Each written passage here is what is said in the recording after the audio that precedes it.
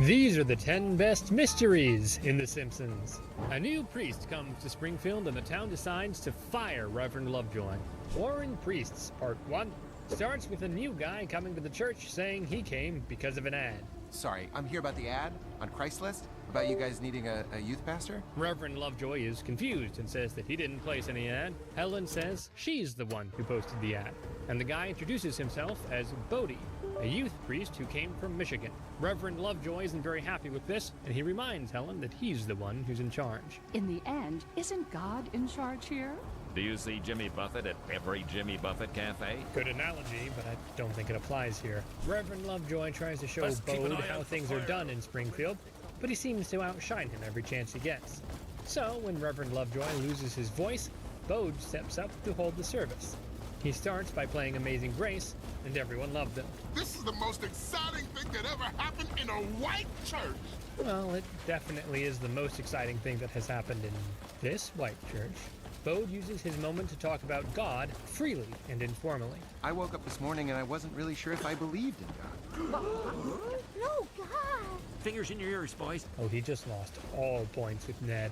But Bode explains that he had his doubts like everyone else. To many of us, God is just an angry old miser with a killer surveillance system. Mr. Burns scoffs and says that everyone always picks on the miser. Well, it's good to see that Mr. Burns also attends church. With his words, Bode touched even the people who weren't very religious. For the first time ever, I don't feel alone.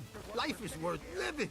Hey, forget that hit I pulled on myself, huh? Somebody get this man into therapy. After the service, Homer went to talk to Bode. Homer tells him this was the best church he had attended. It's like some kind of religious experience. You join us for pancakes? Oh, pancakes already? He really wormed his way into Homer's heart. At the restaurant, Lisa got to talk to Bode and she told him she was a vegetarian and a Buddhist. I love Buddha. That's where I got my name. Bodhi tree. I hate meat either. In some weird priest, Lisa starts questioning him about other things, like What about evolution?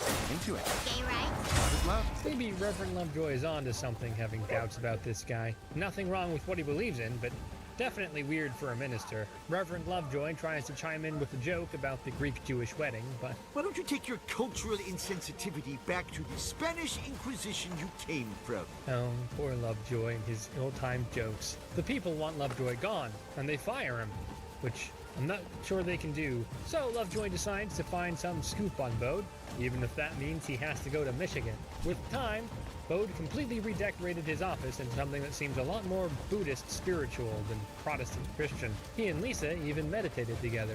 You've done something to this town I never thought could happen. A full-blown religious revival. Yeah, and that's weird. He must be hiding some ulterior motive. Meanwhile, Lovejoy is in a library in Michigan digging up dirt on Bode. Vengeance is mine, saith the me. We really should have digitized that stuff. To be continued. Reverend Lovejoy brings the truth about Bodie to Springfield. Warring Priests, Part 2. Unfortunately, doesn't tell us right at the beginning what's the awful thing that got Bodie fired, but we'll get there. We start off at the church with Bode saying that he wants to bring everyone together. Not just Christians, but Hindus and Buddhists, even those that don't believe. Ned stands up and asks if anybody besides him misses church the way it was, and nobody made a single noise. Wow, Ned, I guess you're alone. Ned doesn't agree with Bode's preaching at all, and he says that the church has changed enormously since he got there. This church has gone from a place of warm, awkward silence into a gooey love fest. Honestly, good for Ned for standing up for himself. And I think this was the last straw for Ned. God is the love, the yes that set the universe in motion. He or she. Somebody bring the crash cart. Bode continues his narrative, and Ned is just getting angrier and angrier. Make it work. Bode tells Ned to go back and reread the Bible, which makes him more angry. Are you questioning a man who travels with extra Bibles to put them in hotel rooms? So, Ned's honor has been questioned. This means war. Meanwhile, Reverend Lovejoy and his wife have come to the place where Bode was fired, and they talk to the man who fired him. Possessions don't matter. Money doesn't matter. This doesn't matter. Is he burning what I think he's burning? When he puts his mind to something, he surely makes it count, and this is just getting more and more suspenseful. Marge is getting worried about Lisa because she's taken a liking to the new pastor, and she even started reading the Bible. When he speaks, I feel like he's speaking only to me. Lisa, honey, I'm worried you'll get too attached. I think it's a tad bit too late for that. Later that day, Bode came to visit the Flanders and talk to Ned, and Ned was prepared for that. Ned starts by saying that punishment is key to belief. They will go away to eternal punishment, but the Righteous to eternal life? Okay, the standoff begins. The final nail in the coffin came faster than Ned expected. so the Lord banished him from the garden. God saw all that he had made, and it was very good. Bang! Damn, he's good. But he isn't ready for Lovejoy. At Bode's next service, Reverend Lovejoy barged in and said, This man is a heretic. Now that's some serious accusation. Everyone started asking, what did Bode do? He burned the Bible. I know this is a weird thing to say in church, but we need proof. You're right, that is a weird thing to say. Lisa tries to restore the trust people had in Bode by reminding them that the Bible teaches forgiveness. We've mobbed for less, people. They really are an angry mob. Banish him. Cherish him! Cherish him! Oh, now this is just sad. Bode says there's no need to banish him as he'll be leaving Springfield on his own. The Simpsons invite him over for a farewell lunch. I just want to offer this simple prayer. Dear God, please let The Simpsons never end. Amen to that. The next day, Lisa comes to see Bode and ask him why he burned the Bible. I was trying to tell people that God is in your heart, not in a overbuilt cathedral or some book. Well, even though it was a good idea, that's just not something you do. Bode went on to say that I saw how people were using the Bible to divide and exclude. Lisa asked, why didn't he say any of it earlier? He said that people wouldn't get it. I'm 8 and I get it. Well, you're advanced, Lisa. Bode just said he hopes the town will have an open heart. Was just making sure it doesn't say, we forgive you. It doesn't. Unless they wrote it in red. Yeah, no. Well, bye-bye, Bode. You will be missed. Only by Lisa. From priest scandals to suburban wives scandals, Springfield has seen it all. Marge learns the unsettling truth about Sarah Wiggum. Uncut Femme starts with Homer getting tickets for a concert and telling Marge about it. She reminds him that he was supposed to be taking kids on a field trip that day, and he begs her to take them instead. Marge then tells him that she already made a commitment that day. I'm hosting the watch party. I have firm commitments from several A-level gays. Honestly, her commitment sounds a lot more important than Homer's concert. Homer then reaches a solution. You host your party, I go to the concert. No field trip for the kids. He also tells her that since this was her decision, she gets to tell the kids. Now that's some heavy manipulation right there. Marge, of course, doesn't let this happen, and she takes the kids to the field trip, sacrificing her watch party. She gets paired up with Sarah Wiggum for the weekend and tries to talk to her, but she only replies with a few words. So, have you ever been on a battleship before? Probably. Where's Clancy been taking her? Meanwhile, Homer is at the concert having the time of his life, and Chief Wiggum is also there, so both of them abandoned their wives in order to have fun. How husbandly of them. That night on the ship, Sarah surprised Marge with, No offense, Marge, but geez, this field trip sucks. She speaks! Sarah pulls out a bottle of liquor and tells Marge she broke into the Admiral's cabinet. She's full of surprises. The two of them get to talking, and Marge realizes how alike they actually are. You have no idea what it's like to be married to a man with a dangerous job he's just not good at. Actually, Sarah, I think Marge knows it too well. Sometimes it feels like he Takes me for granted. But their connecting was cut short by a kidnapping. Oh no. What are you doing here? How did you find me? Who is Sarah Wiggum? The two women who kidnapped them were Sarah's old friends, Beth and Aaron. Well, not actually friends. They're my old partners. In a throuple? Who are the original two? Partners in crime. So is marrying Clancy just an alibi? Sarah tells Marge the story of her being a thief. They never saw us coming, but they loved to watch us walk away. There's nothing we wouldn't lift. Damn, Sarah.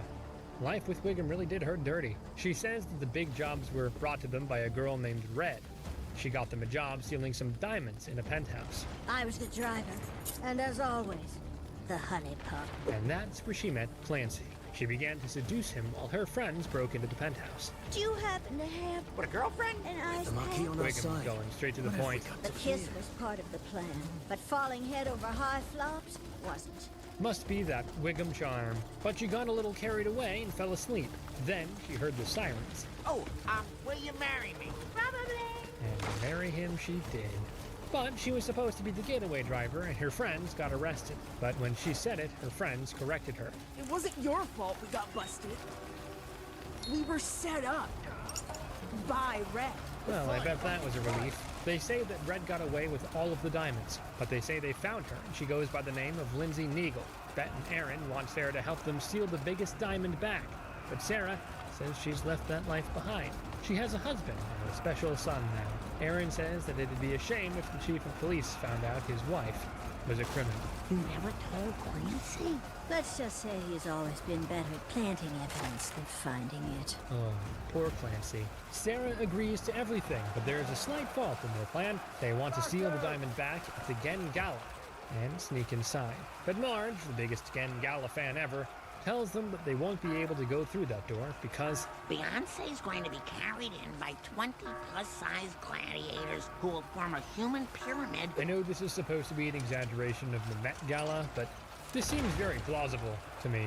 Marge says that the best plan would be to put on a crazy dress and sneak in through the red carpet. But still, Marge doesn't think they could ever get far without someone who knows everything about the gala. A fun Someone like you! Yeah, this vanilla soccer mom could be our secret weapon. Marge thought about it for half a second and immediately says yes. Her and Sarah get in, and Sarah steals the tickets. The 55 stairs. The Tanqueray stiletto sharpener. And everything so over the top you could die.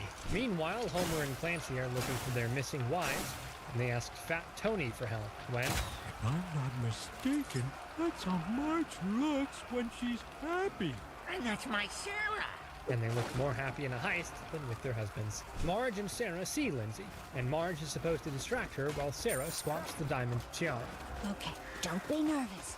You can do this. Nervous? This is the best field trip of my frickin' life. Well, duh, she finally got out of the house. Sarah swaps the tiara and they start running away. But Lindsay drops her fake and it breaks. We just have to slip out of here without anyone noticing us. But unfortunately, their husbands show up. Now is not the time, Clancy. No.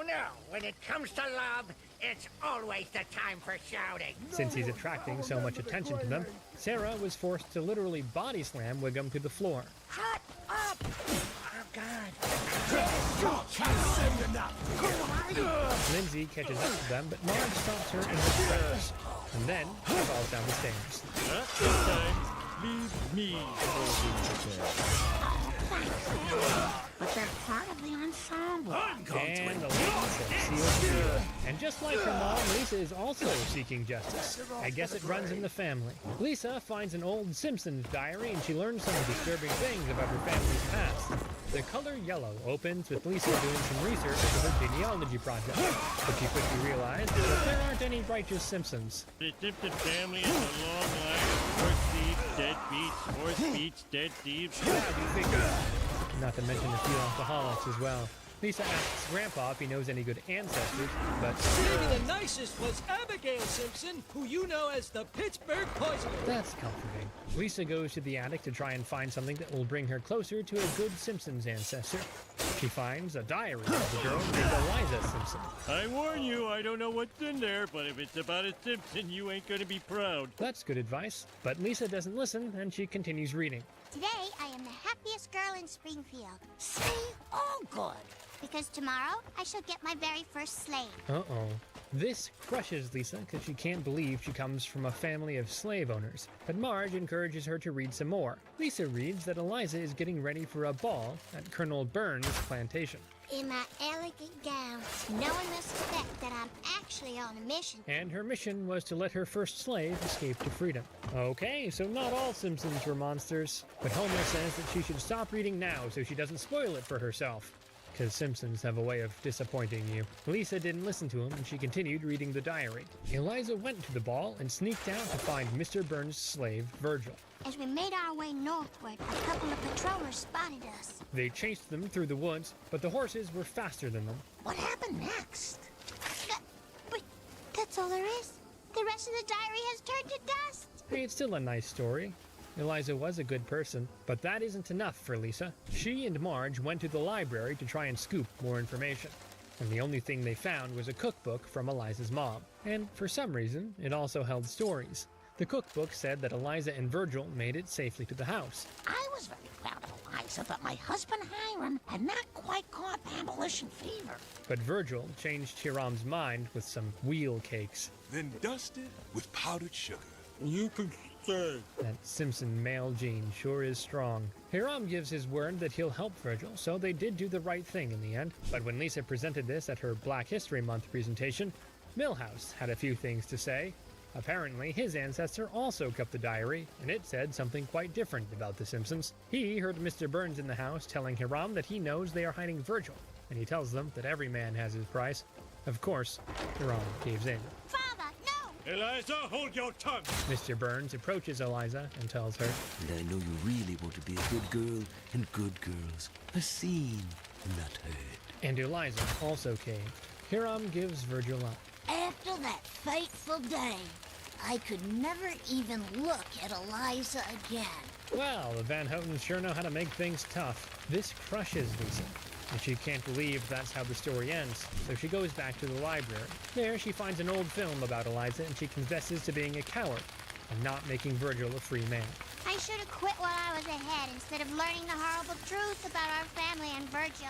Abe sees that Lisa is distraught, and he tells her that Virgil didn't have such a bad life. Mabel knew her husband well, so she... Get off my property, Colonel Burns! Oh, she's a feisty one. Good for her for not trusting her husband. Mabel tells him that she knew he wouldn't keep his promise, and she's going to take Virgil to freedom herself. There seems to be no end to your husband for me? We're all shocked. We're being Grandpa overrun by said the that as the bastards. border grew close, Now we've so got did rid the of two their of them. supplies, we When they should reached target the Canada, fort. Mabel divorced him. I know that's the best course Mabel of and action. Virgil lived out the rest of But their their numbers are days too in great. peace. Grandpa said It that will be since Virgil had no difficult. last name, With our they took forces the alone, name destroying their Simpson, and their strongholds son is Abraham almost was impossible. Grandpa's great-grandfather. So you're They actually station their men at every descended from bloody Virgil, outpost. not Hiram. So the Simpsons are 164th If only black. Marquis Lamp So would that's worry. why I'm so cool. That's why my jazz Well, is so he's smooth. not. And that's But would why a I grey earn man less than my suffice? white co-workers. Nope. Brilliant. No. With you on our He side, never should have we've learned got that real piece of chance. information. Lisa is the true detective. Nancy Drew, if you like. And her detective skills reach its peak when Lisa finds a secret classroom in the basement of the school, and she tries to solve the mystery of Bus 23. 500 keys. Opens with Homer going to a cake shop and buying a big cake. But once he and the kids returned home, Maggie locked herself in the car. We've got to get her out of there! Babies aren't supposed to sleep on their stomach in a cake! Marge tries to find the spare key to the car in a big drawer of keys, and while she was doing that, Maggie let herself out. So how come we have all these other keys? Well, if you live long enough, you start to accumulate things. You mean you steal other people's keys? These are from a key party we went to, or we realized what a key party was. Bart and Homer decide to take a few keys and have some fun, while Marge and Lisa sorted through the other keys and decided to return them. Homer got the Duff Brewery key and went there with Barney, who pranked him into thinking he should fly the Duff Zeppelin. What is it with Homer and that Zeppelin? Maggie and Marge found a key to a wind-up toy, and, well... Hope I haven't stumbled onto the anniversary present. Well, I think you did. Lisa found a key to the school and went to return it. When Nelson tells her she should have scored first. From this place. And I'm there, just like yesterday. And the day before that. This makes Lisa explore, and she finds a room that says banned books, so she decides to go in. I discovered a mystery wrapped in a riddle in the basement of a lounge. Finally, something interesting about Springfield Elementary. But when she took a closer look, she discovered that everything in the classroom was fake. Sounds like a scene from that TV show Dark, and it's really dark. Lisa goes to Skinner and asks him if he knows anything about that hidden classroom, and he says, Lisa, I know every moldy inch of this accredited school, but I have never seen such a thing as you described. There's no way he doesn't know. I mean, he practically lives there. And you can't tell me he didn't, you know, every inch of the school. Lisa goes downstairs to show Skinner the classroom, and when she opens the door, there's no one books there. Lisa, go home, relax, try to do some kid things. When has she ever done good things? But later, Skinner was was talking to Chalmers, and Oversee 14 schools, Seymour, and for some reason, Chalmers continues that he always finds himself talking about one of the Simpson kids. Someone give Chalmers a raise, please. That man is hanging on by a thread. They try to hide their plotting from Lisa, but she's a nosy one. We were just standing here discussing how we have no secrets. And nothing to hide. They take the key away from her, so she officially has no use of the room. She goes to get the key remade, and when she got back inside the classroom... The children are on bus 23. Okay, that's shady. Lisa talks to Bart about it, and he knows just the person who may have some information. Whoa, Goldilocks, you best be leaving those bulls of porridge alone. How does he get held back so much when he says why? Nelson tells him about bus 23. He said it was a cold winter, and the bus was loaded with kids going on school. He was going to shake it out for some money, but then he heard something shot. Sir, this bus is too heavy to cross the iceberg. They'll have to take a more circuitous route. But they don't take a safe route. And the bus never came back. Did this episode just turn into a murder mystery? But it's summer now, so they can't cross the bridge. But then came Homer. Hey, kid! If I toss you down a bucket full of something, could you pour it out and toss the bucket back up? They fly over the river, and Lisa falls out of the Zeppelin. Homer jumps after her, leaving Bart to fly. Breaking land. They saw a bus full of kids at the bottom of the river, but then... That's not a real arm. It's plastic. That doesn't mean you're any better than him, young lady. The cluelessness is getting crazy. But the question remains. Why did Skinner and Chalmers load the bus with mannequins? Otto shows up, and Lisa realizes he is the one who left the message on the blackboard.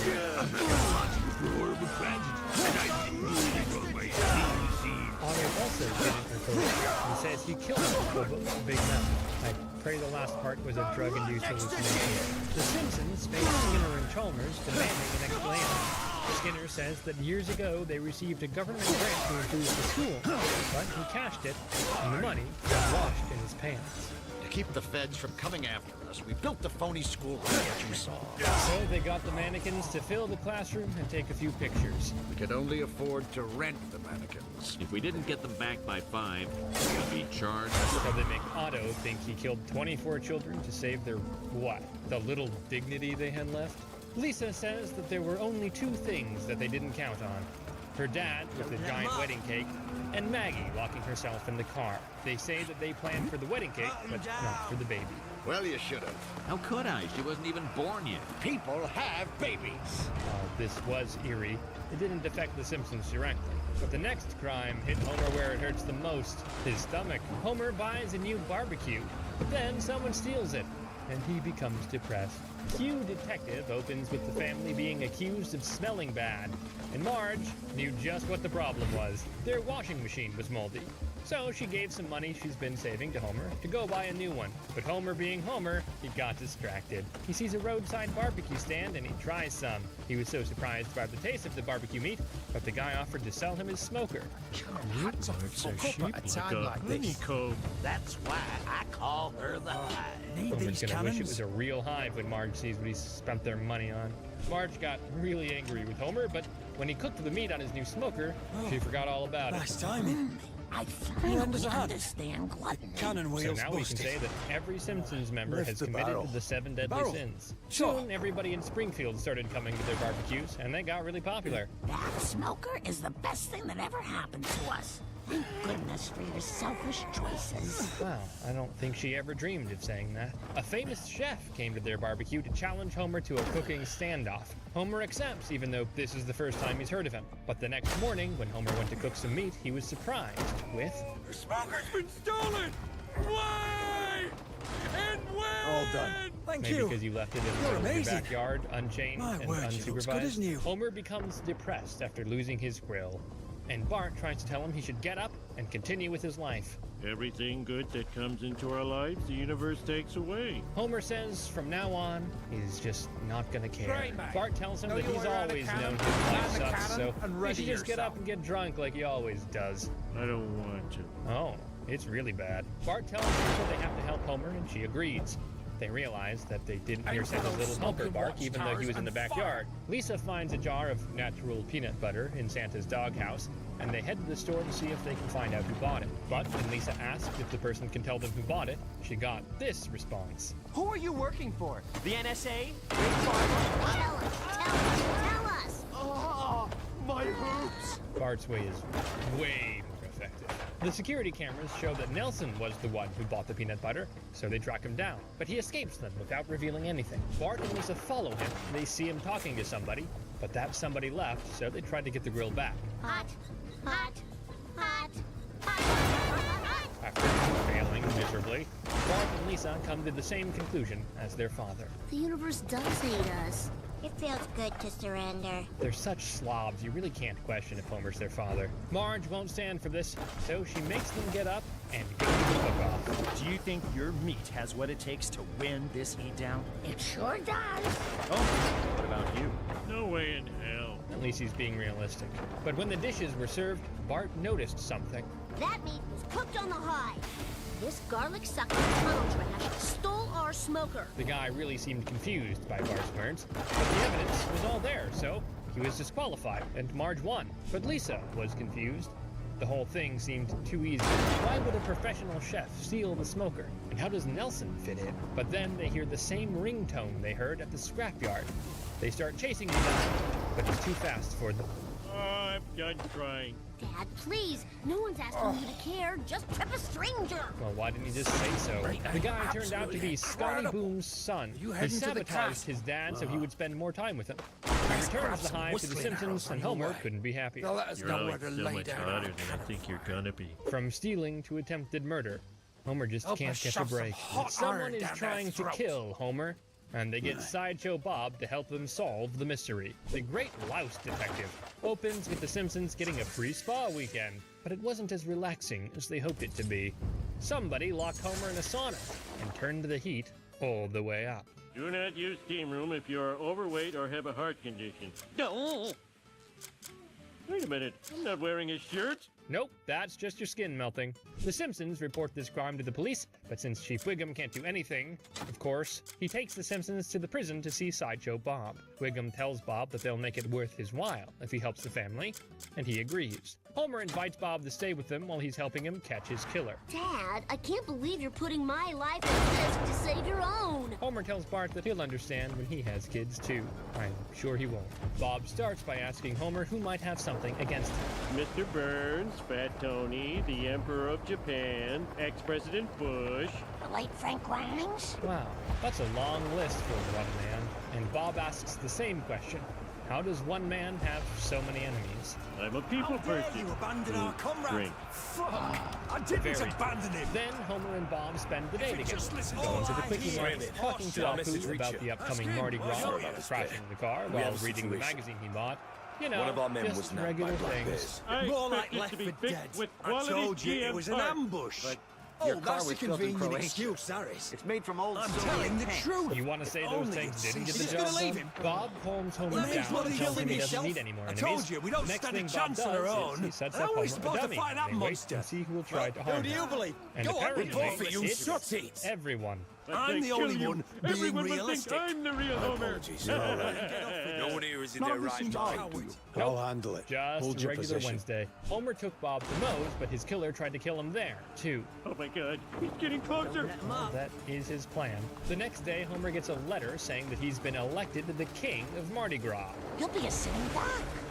Art, you're embarrassing me in front of the drag queen. Because that's what's important right now. Homer decides to be king even though it's the dumbest decision ever, and it's proven that it's rigged. Homer, it's a trap. You only won because somebody stuffed the ballot box with these. But this means nothing to Homer, because he's the king. At the parade, Bob was wondering, how is Homer's float so quiet? Why is it already moving? Some mechanic tuned it out right before the parade.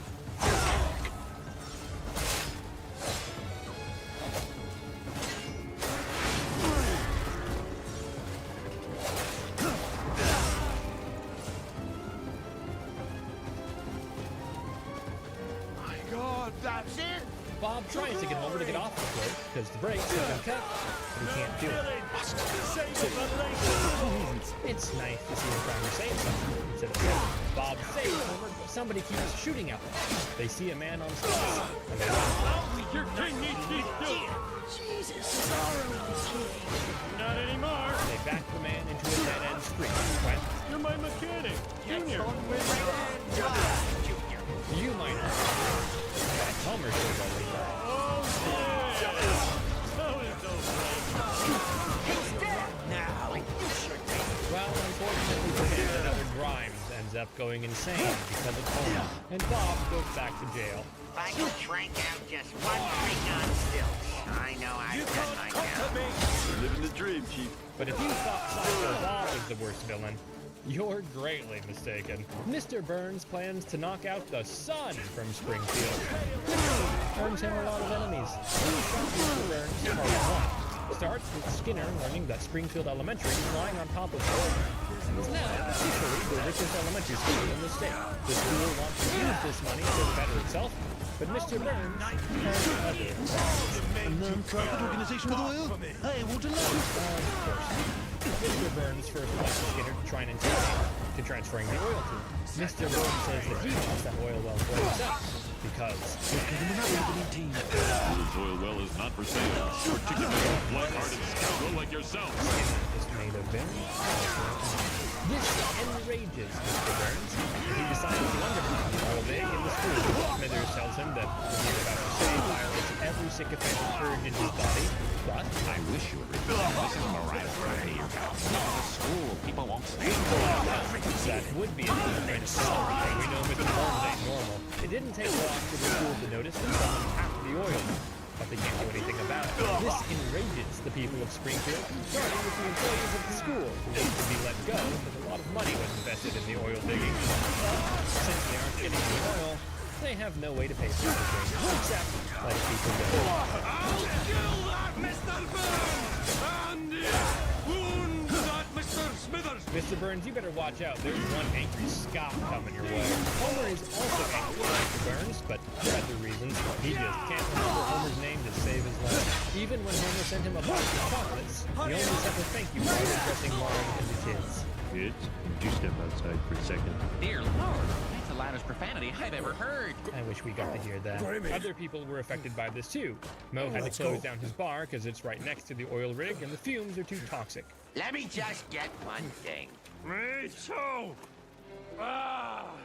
Now there's the inflated sense of self-esteem! And we thought Homer had a lot of enemies. The ground shaking from digging resulted in the old folks' home collapsing into the ground. Well, sir, you've certainly vanquished all your enemies. The elementary school, the local tavern, the old age home. Yeah, he eliminated all Greybank. threats. Children, been looking for you. alcoholics, and old people. But They've Mr. breached our Burns still defenses has a using some fight to pick with his strange biggest enemy. weaponry. Since the beginning of time, Don't worry man has about me. yearned to destroy the sun. Hurry. I will do the next best thing.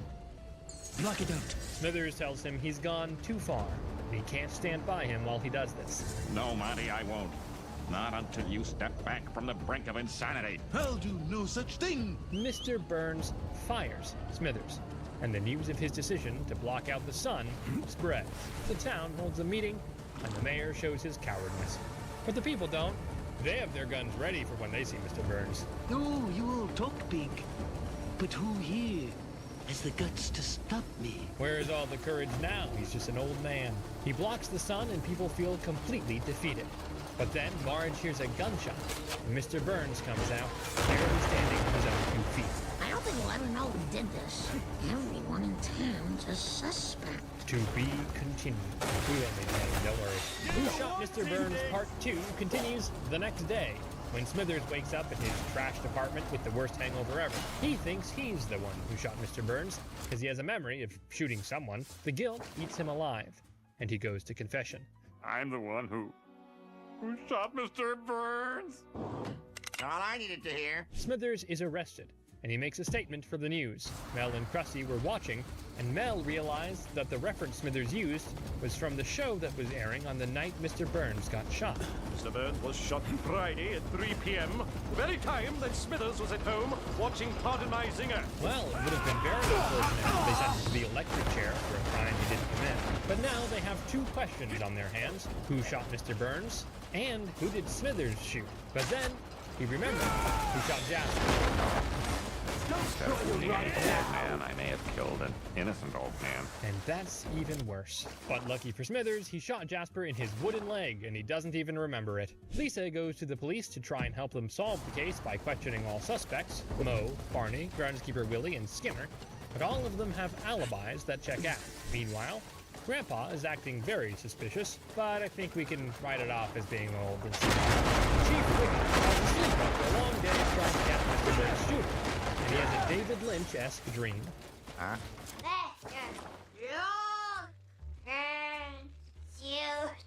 I'm not following you. He's very slow. Eddie suggests that they should check out Mr. Burns' suit. Did you have the same backwards talking dream with the flaming car? Oh, Brad. It does sound insane most of the time. They find an eyelash on Mr. Burns' suit, and what do you know?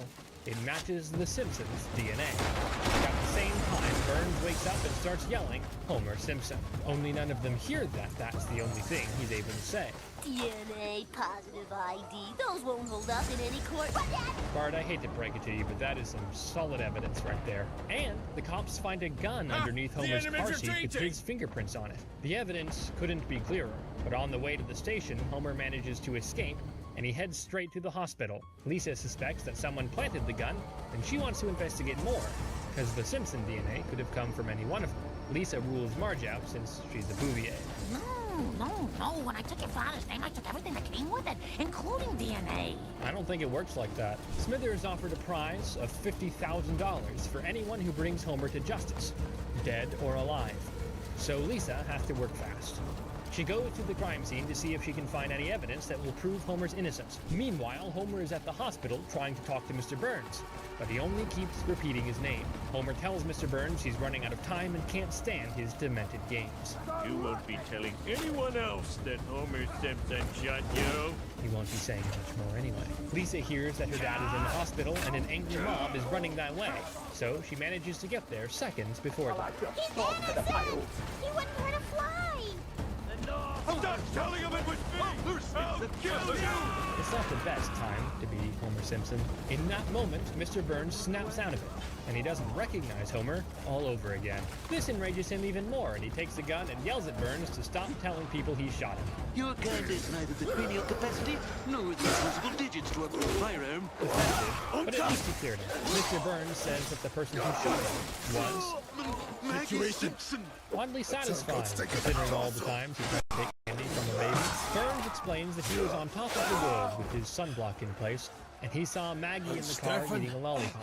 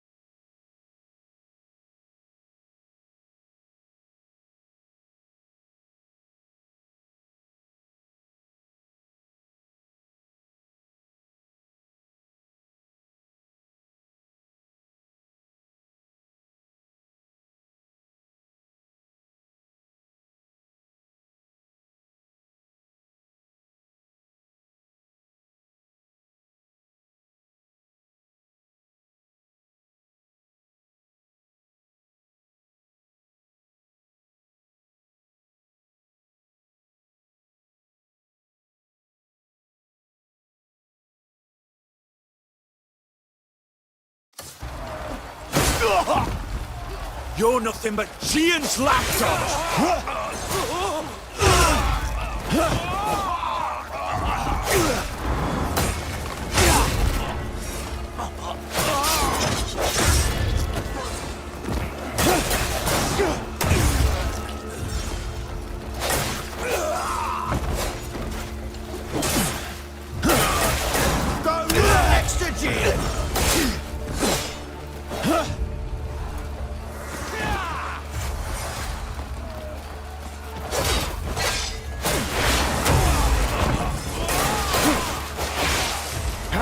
can you all?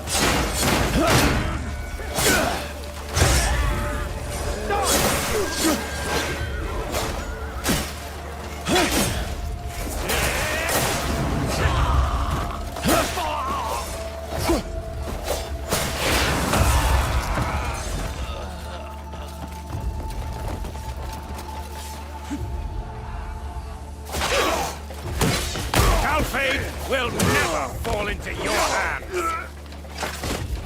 Stefan Lanford kneels to no pretender. Cliff, you're alive!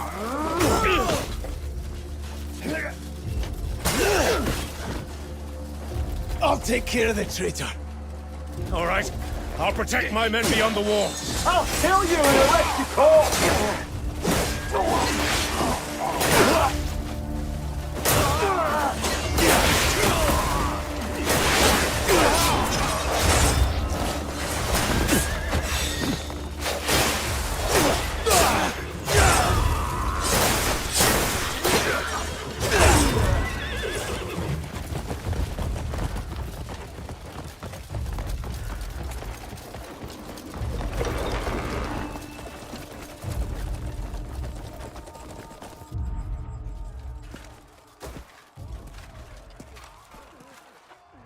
You're a hard one to kill, Greymane. Still aiding that lout, Stefan Lanford.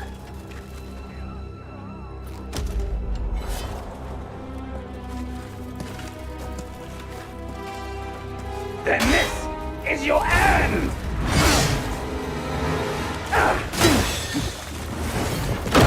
You will not be on your feet. You still get to meddle in our country's affairs.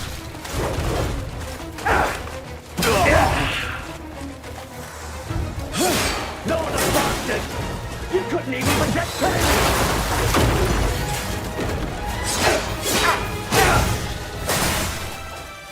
In the name of Grand General Bastia, I shall execute you!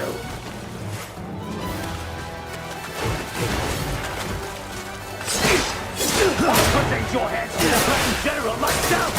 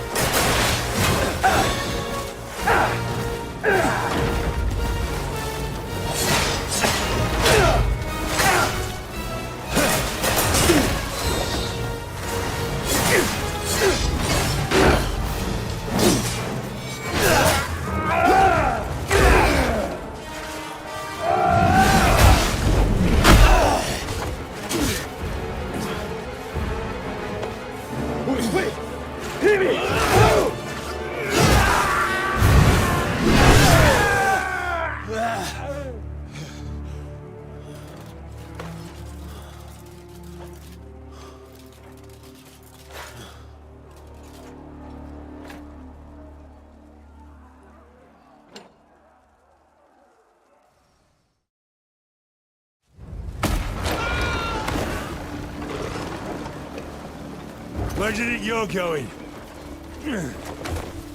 Little cunt! Dealt with? Aye. Good. It's over then? Mostly. That was the last of them. Well done. My lord. It was a hard one. My lord, a message. The remaining enemy forces are fleeing north. We'll hunt them down. Cliff, on behalf of the Shields, light the beacon of victory. And when all's said and done, let's have a drink.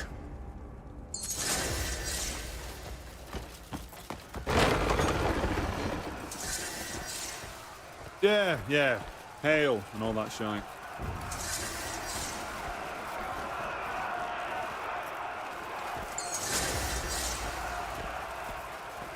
What are they doing? Bash 'em!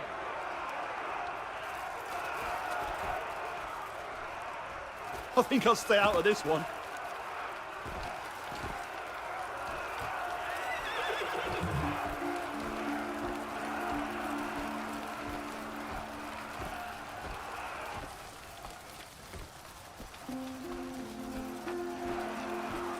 Oh, lovely hit!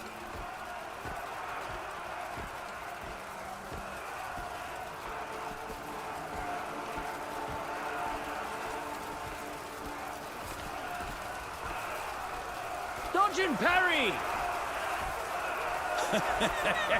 This is better than that banquet. I think I'll stay out of this one. I think I'll stay out of this one. Do your worst! Keep a close eye on that one.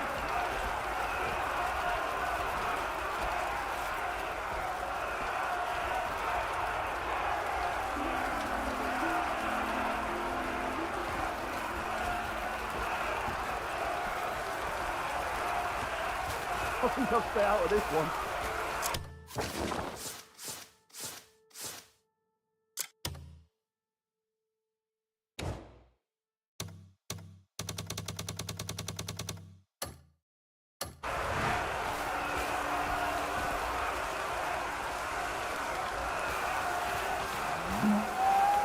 Fucker almost lost it that time.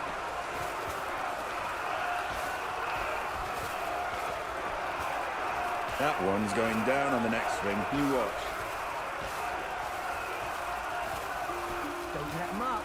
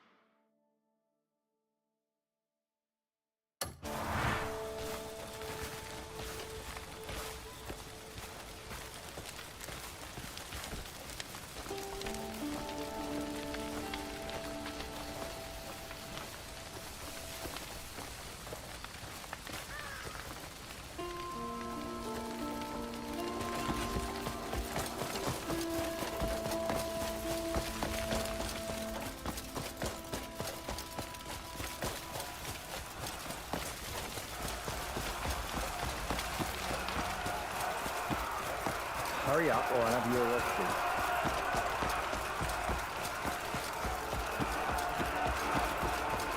Oh, what was that?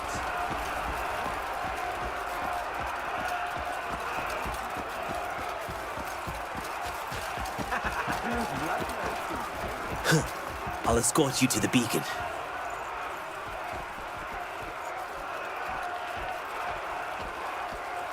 Still doesn't feel real. The war, it's finally over. Never thought we'd see the day they turned tail. My heart's still hammering. Hard thing to calm. Just means you're still alive. And I'm grateful for it.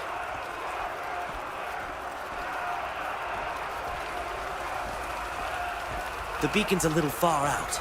We better ride there. Come on.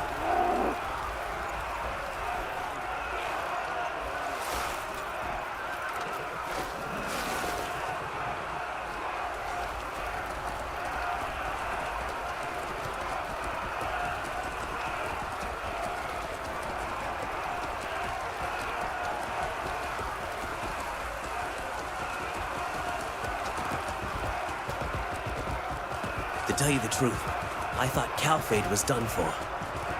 Dealing with Demonis alone was hard enough before the Black Bears came along. And with the traitor appearing on top of that... If it weren't for you and the Marquis, Calphade would be lost. It was a victory for all of us. No need to be so modest. Steel clashing on steel. Arrows whistling past. Artillery shells bursting. Oh, all of it still ringing in my ears. All the screams and the cries of my comrades. I pray that no one ever has to hear such sounds again. Couldn't agree more. Hernand was blessed the day you appeared at its gates. And Solomon's hand must have guided you to us. If you don't mind me asking, will you be staying in Calphade? With my comrades returned, it's time I set out again. Ah, a shame. It was an honor to fight beside you. You'll be hunting the Black Bears now, then? If anyone can take them, it's the Greymaids. Call on us, should you ever need our aid. Thanks. Looks like we're almost there.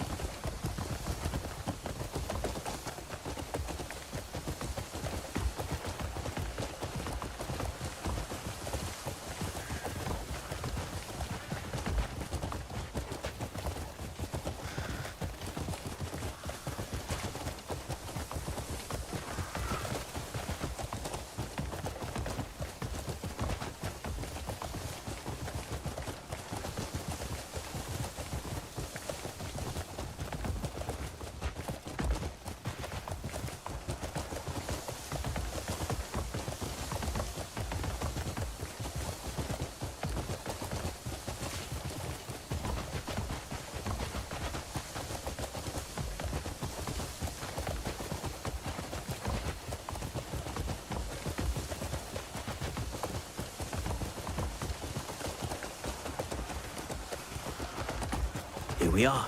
This is the beacon. Would you like to do the honors?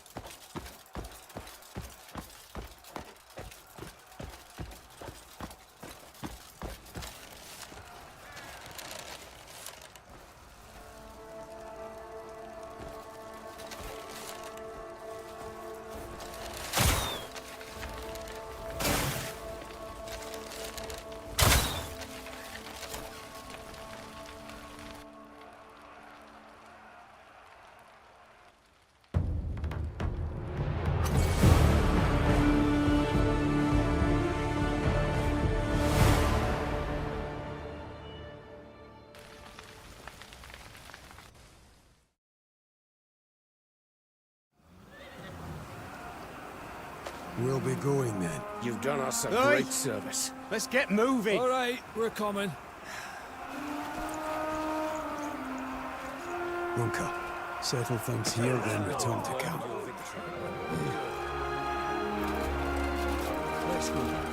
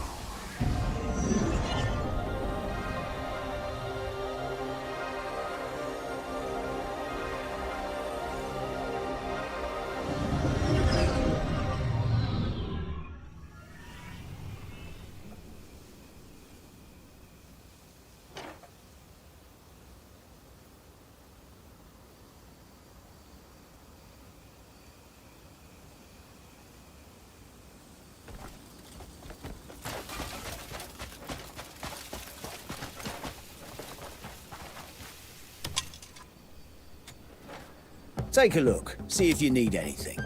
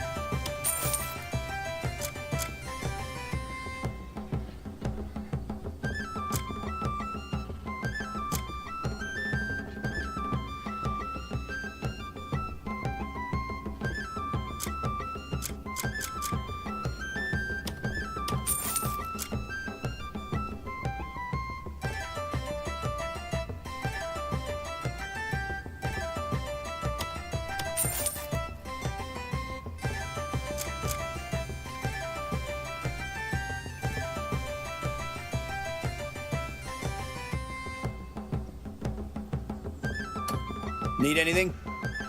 You'll always end up needing...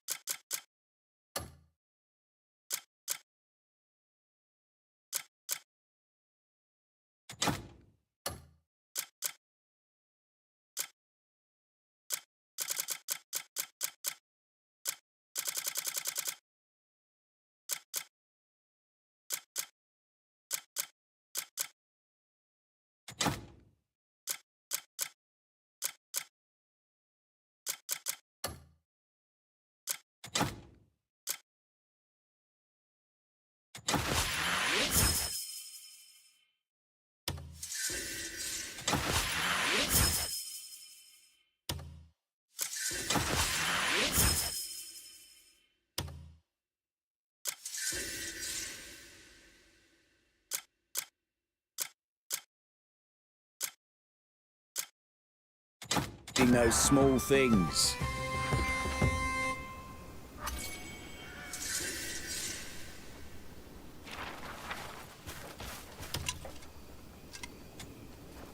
Something's broken? Get yourself a new one.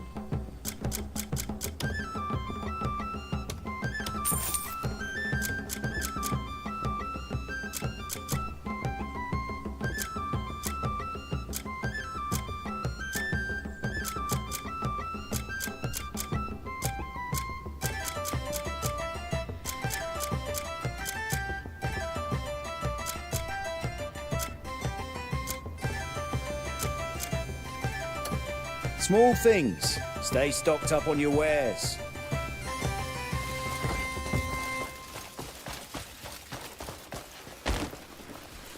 What? Bloody stew again? What a surprise.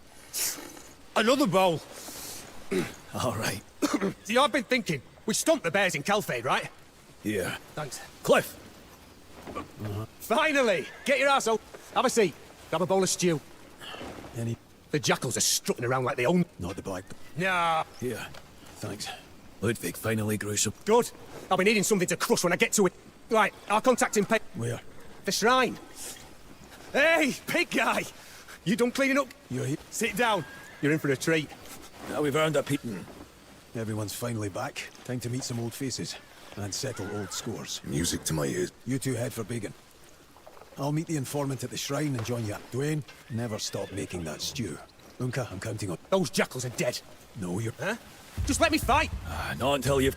Fine, fine. Bloody taskmaster.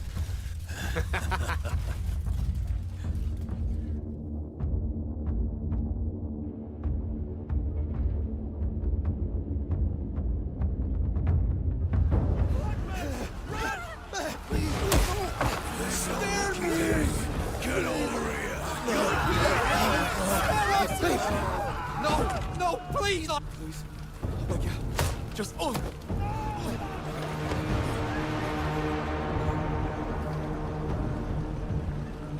When I say... It's like a fucking month.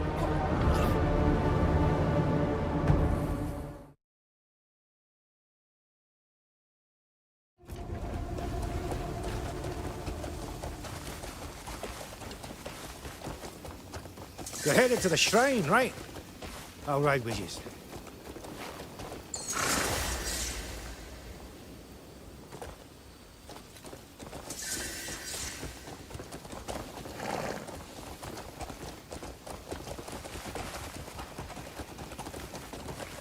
Ludwig. Never trusted that bastard. Not once. He was always causing trouble. But to be in league with the Black Bears...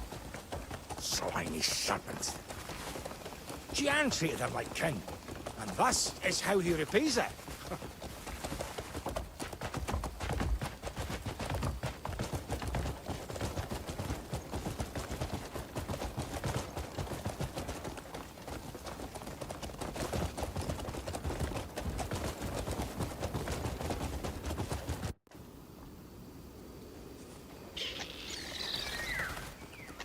Jackals, black bears, and they'll all meet their end by my blade. We're almost there now. You smell smoke?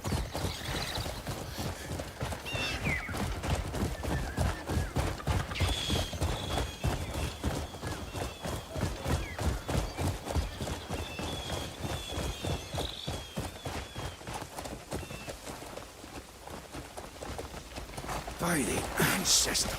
Don't tell me the Black Bears struck first. Shit. Look around. See what you can find out. I'll let the others know.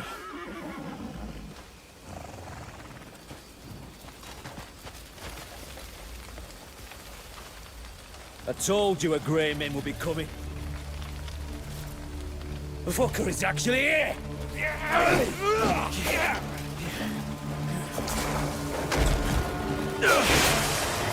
No one will remember the Grey Men!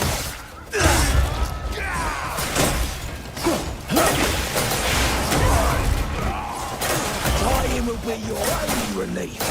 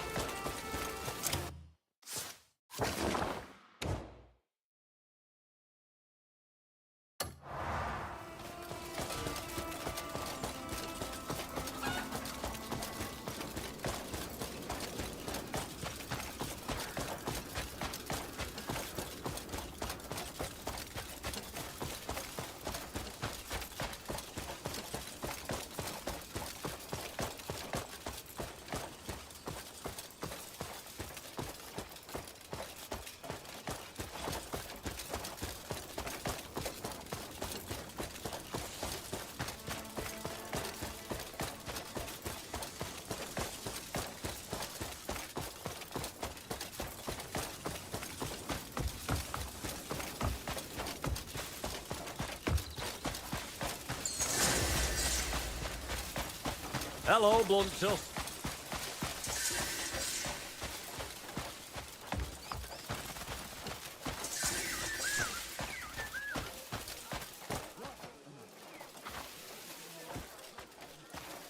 Good days here.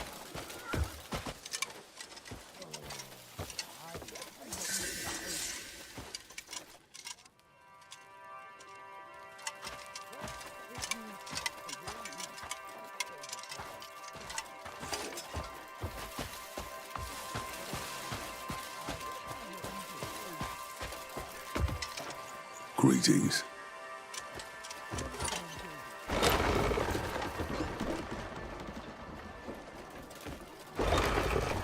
Despicable jackals, joining forces with the Black Bears. I get your point, but charging in won't do us any good. We need to assess the situation first. All we need to do is lop off Ludwig's smug fucking head. Simple as that. I'm sure it's simple. But still, we ought to be patient. Or maybe you're just a spineless sack of shit. Ah, watch your tongue. Or I'll cut it out.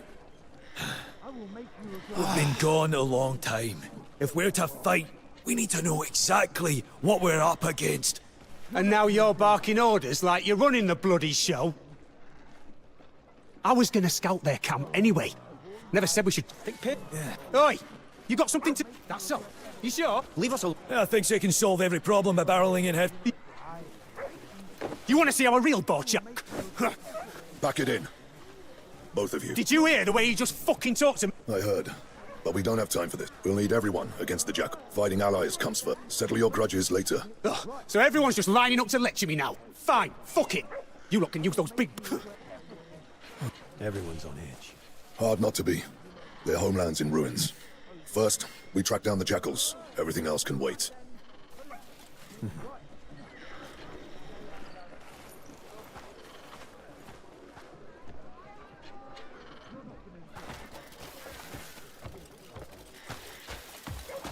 Hail and well met. Oh, there he goes. I told you, I'm not tipsy. What are you even trying to say? What got you into this state? You're well over your limit. No, I can drink more. Don't claim you're not I'll drunk. drink more. Alice, please look, coming back to me. Looks like you've seen something you'd rather forget. You're right. This is something no one should ever see. Sober up and get yourself home. We're leaving. What happened to you? It's nothing. Nothing happened. I didn't say anything. Tell me. I'll help you if I can. Do you think me a fool? You're one of them, aren't you?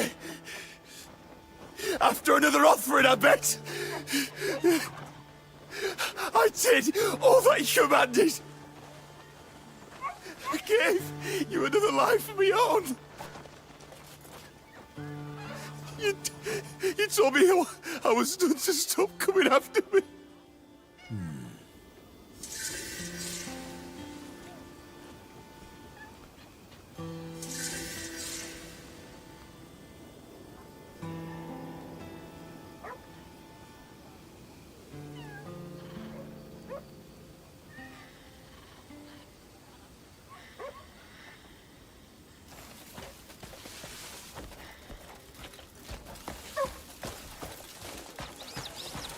Greetings, stranger.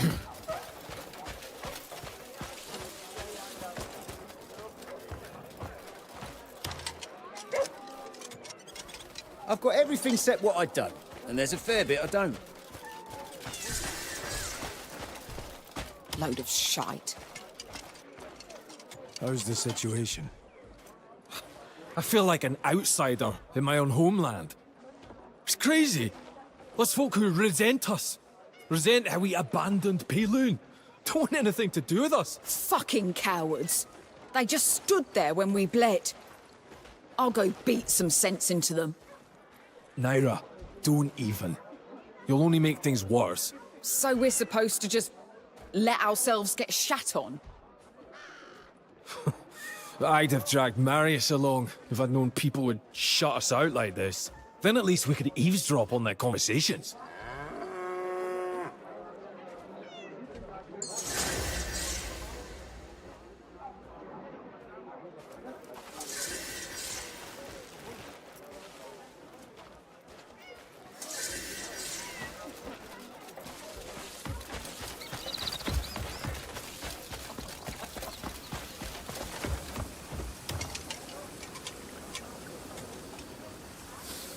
Smell that?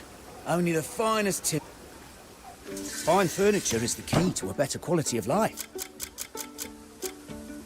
The foundation. Come back if you need anything.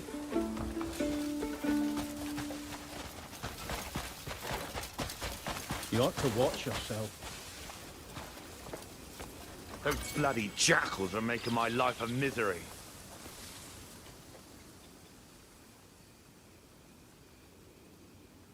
Seems he's got plenty to keep him busy down in the command post.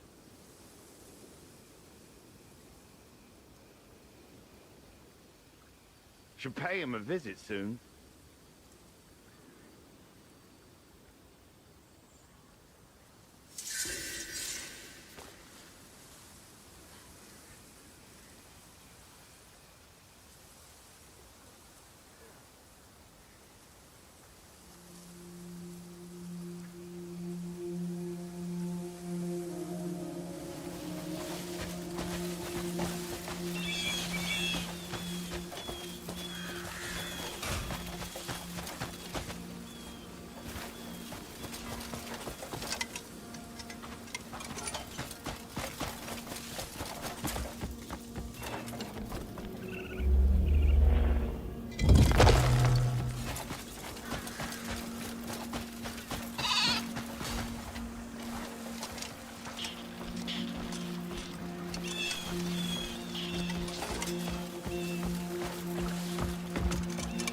Somebody, help me!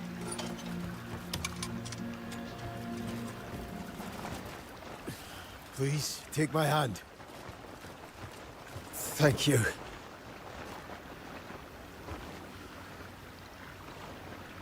You didn't hesitate to answer a cry for help. Kindness always finds its way back. I hope that we cross paths once more. May humility be your truest strength.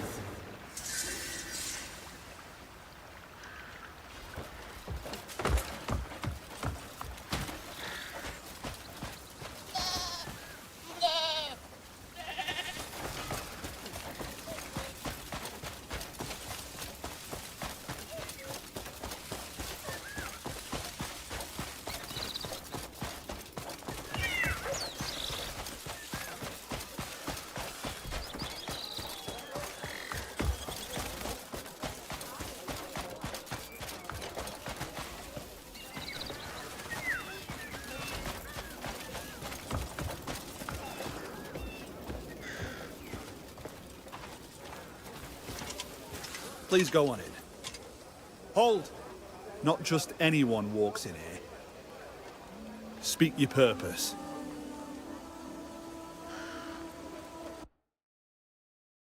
This is the larder that keeps our town fed. Be gone if you've got no business here.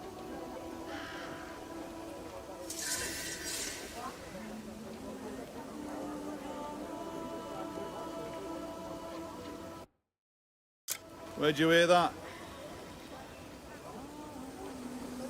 Be that as it may, I still can't let you in.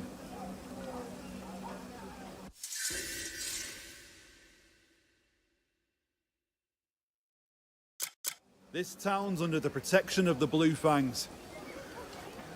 Haven't you heard? Outsiders aren't welcome in Payloon. You're not welcome here either.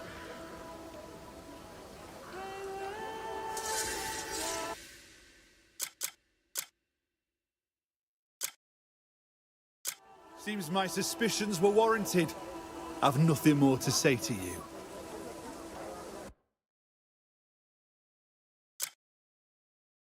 This town's under the protection of the Blue Fangs. Haven't you heard? Outsiders aren't welcome in Payloon. You're not welcome here either.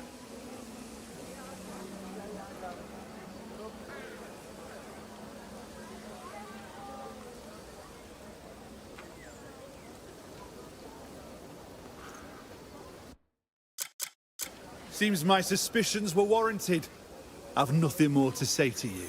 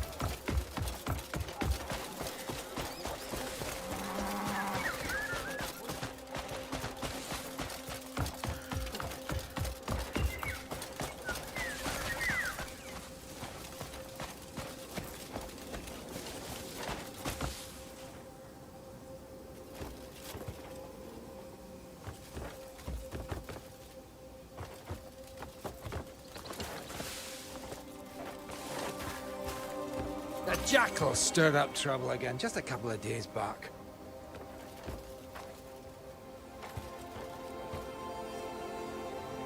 We must put an end to those jackals.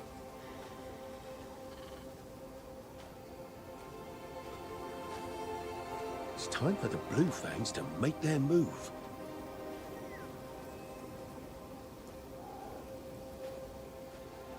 I saw them slipping into the underground command post. You think they're up to something?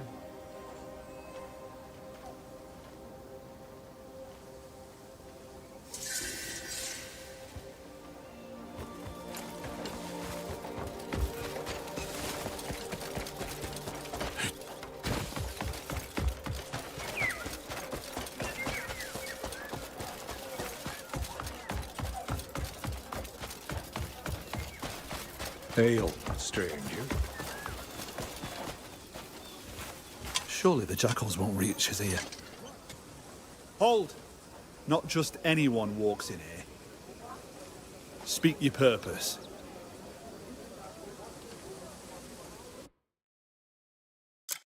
This town's under the protection of the Blue Fangs. Haven't you heard? Outsiders aren't welcome in Payloon. You're not welcome here either.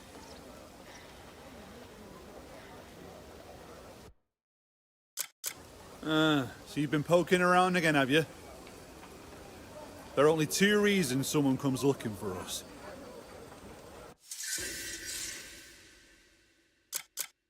That look in your eye. I see what you're after. I can't bring a total stranger before Captain Paulus. I'll need permission. Wait here. Seems my suspicions were warranted. I've nothing more to say to you.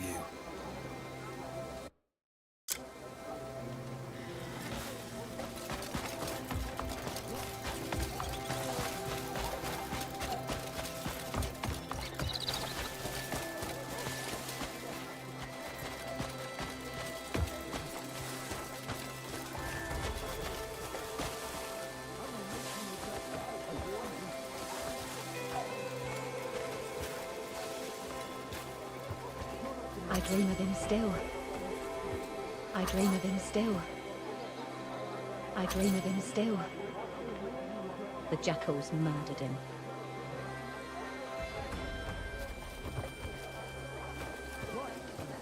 I'm sure of it. He's scheming vengeance on the jackals as we speak.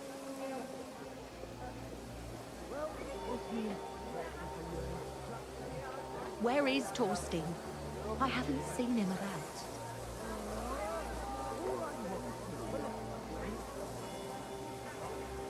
I think he's down in the underground command post.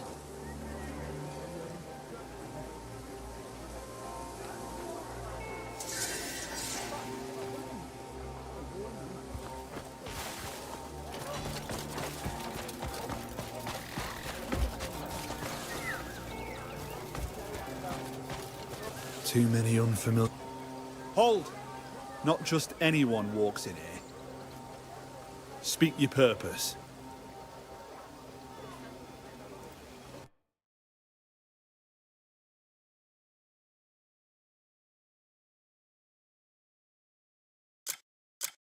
That look in your eye.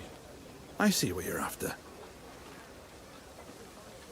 I can't bring a total stranger before Captain Paulus. I'll need permission. Wait here.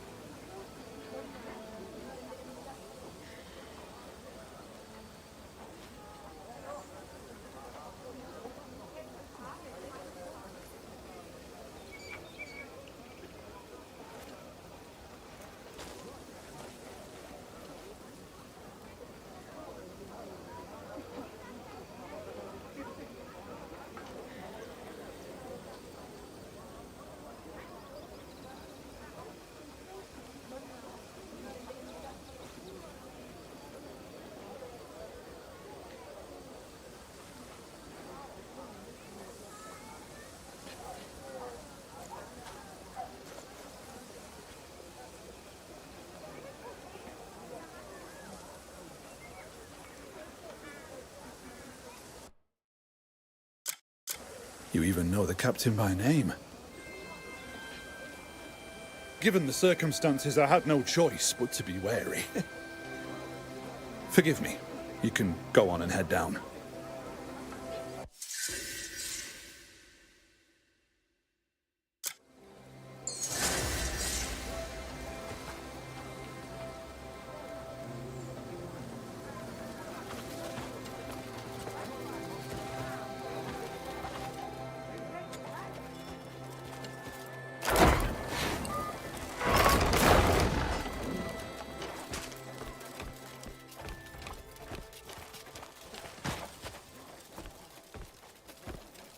Jackals, black bears, all the same in the end. Who goes there?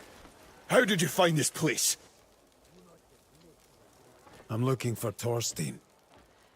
A black bear spy then, eh? Easy now. Stow your blades and step back. Well, well. Been a long time. Forgive them. We're all on edge these days. That's fine. You've hidden yourself well. Oh, we can't risk exposing our location to anyone. Ah, you've arrived. Indeed. Your timing couldn't be better. We've been devising a plan to reclaim Peilun. Those black bear bastards have been snatching folk, sending them to who knows where. Rescuing the prisoners is our utmost priority. We've already figured out where they're being held captive. Will you join us? Right. You can take care of the situation in the mountains. I'll get going. Good. Light the beacon once you're done.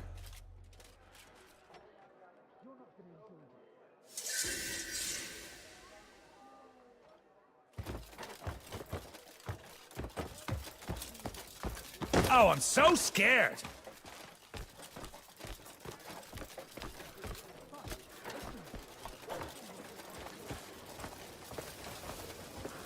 It's an honor, Greymane. I'll guide you from here. Most folk dismiss the rumours of the Greymane's gathering again. But it really is good to see you all back in Payloon.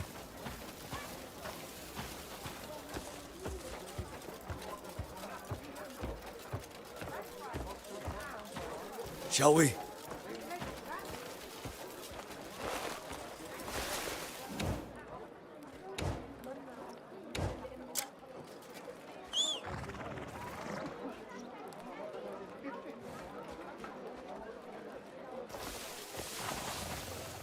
This way.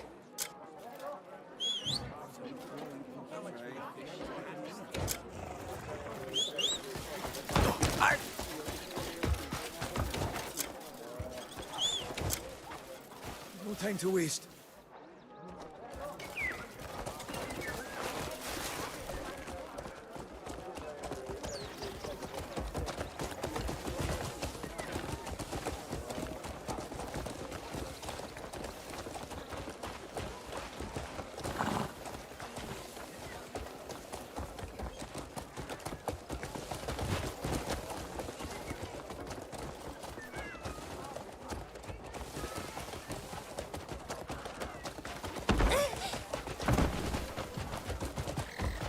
Jackals and black bears around every bend. The moon hasn't known a quiet day. Especially the black bears. They seize everyone. Man, woman, child, doesn't matter. Put them in chains. We tried to track where they keep the captives. Each time we approached, they'd kill one and hang the corpse as a warning. We even tried a more covert route, but they sniffed us out immediately. And more died with each attempt. We feared we'd lose them all before long. Your arrival is the first hope we've had. They're holding the captives at the beacon tower halfway up Silver Wolf Mountain. The situation there's less than ideal. The Jackals are on constant patrol. Luckily, I found a path that keeps out the Jackals' sight. Follow it, and we can reach our destination unseen.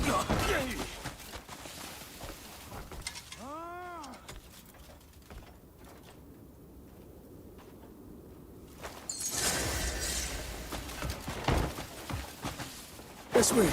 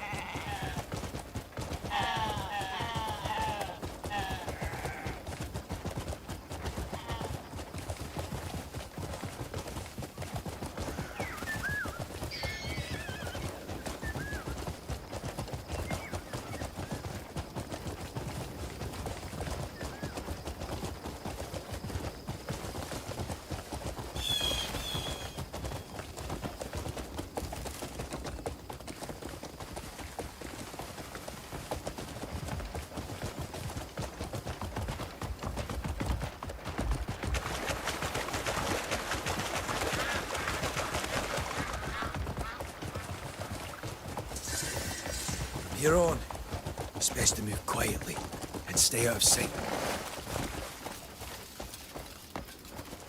If the jackals spot you, I shudder to think of the consequences. I've no doubt that you could cut them down, Greymane, but there is another way.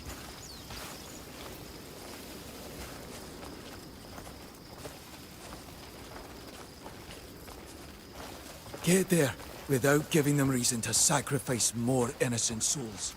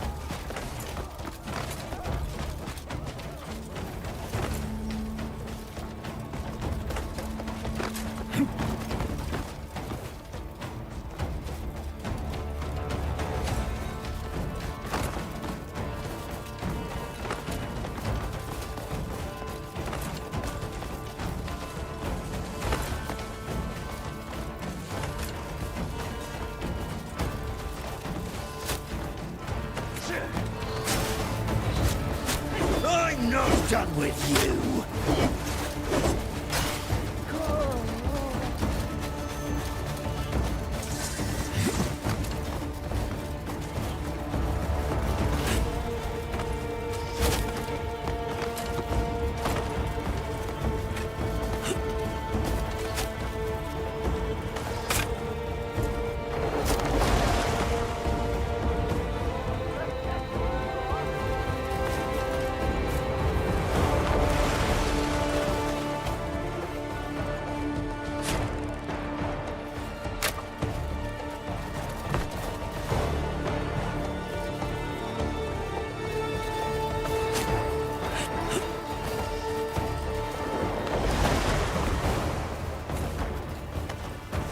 Right next to you!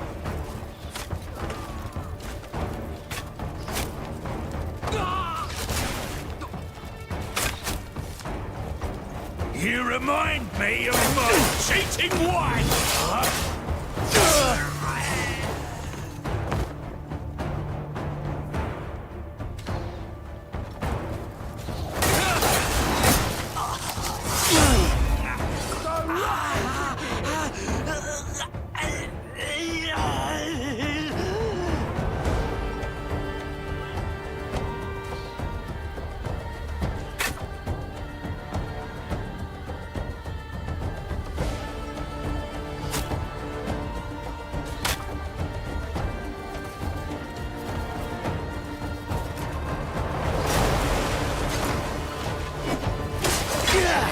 When it hurts. Yes!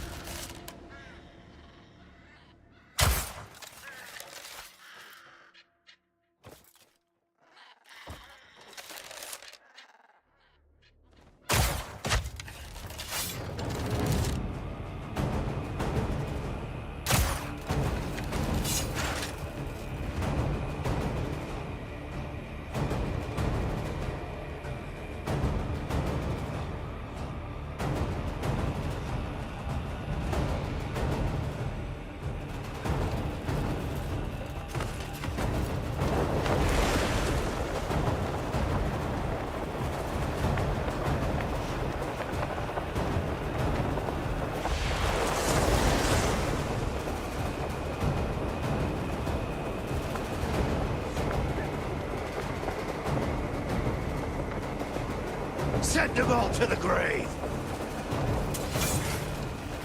All you lot do is run!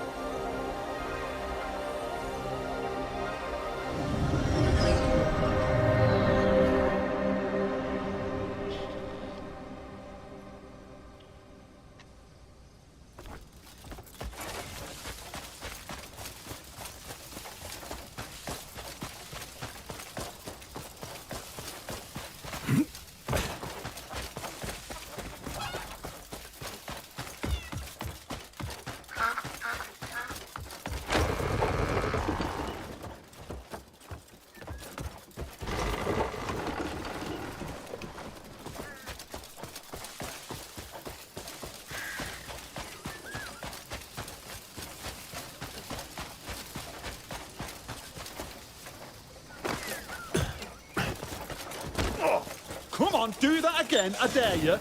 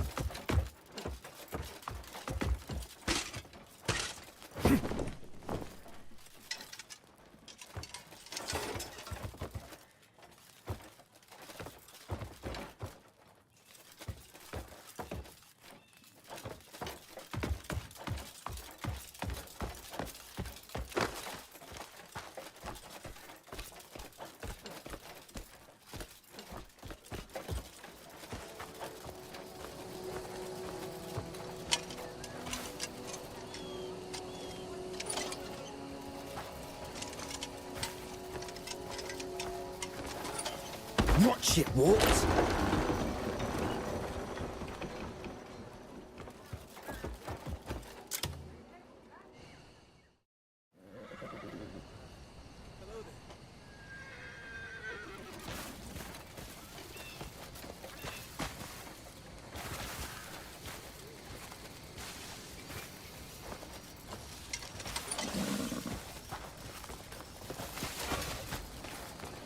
Can't we just go in? Kill all those bastards. Oh, took you long enough. The finest blade in Payloon returns. Thanks for taking care of everything so quickly. Knew you could do it. We were holding off on discussing matters until you arrived. Here, take a seat. Oh. Stay without me? You're late. Come on. We've wasted enough time. Oi, no fussing about. Get over here, quick. Good. What have you been doing? We're all here. Let's make sure we all know where we stand. Our goal is to retake our great capital. It may be to our advantage that Muirden's holed himself up in Silver Wolf Mountain. In his absence, Ludwig, the leader of the Jackals, has taken to playing king. Even with the Blue Fangs and Greymanes combined, we don't even have half their number. Oh. We're planning to fight or measure our cocks. Numbers don't matter. I'll slit the throats of every bear and jackal before they can blink. You're an actual fucking idiot, aren't you? Oh, yeah. Oh, your ancestors must be proud, Jan. So eager to meet them. But this isn't a suicide mission, understand? Grow a brain, you To have a fighting chance, we need to target their weak points. Then, we concentrate our attack on the gates and walls. We'll hit the harbour next. Finish off with the mines that fund them. Do your part. See it through. And by dawn, the city will be ours again. Remember, skill won't save your neck out there. There's far too many of them. This is a mission with more lives than ours at stake. We cannot fail. Yeah. Then let's rouse the warriors. Time has come to set things right. It's been a long, hard road. Now, just one step remains.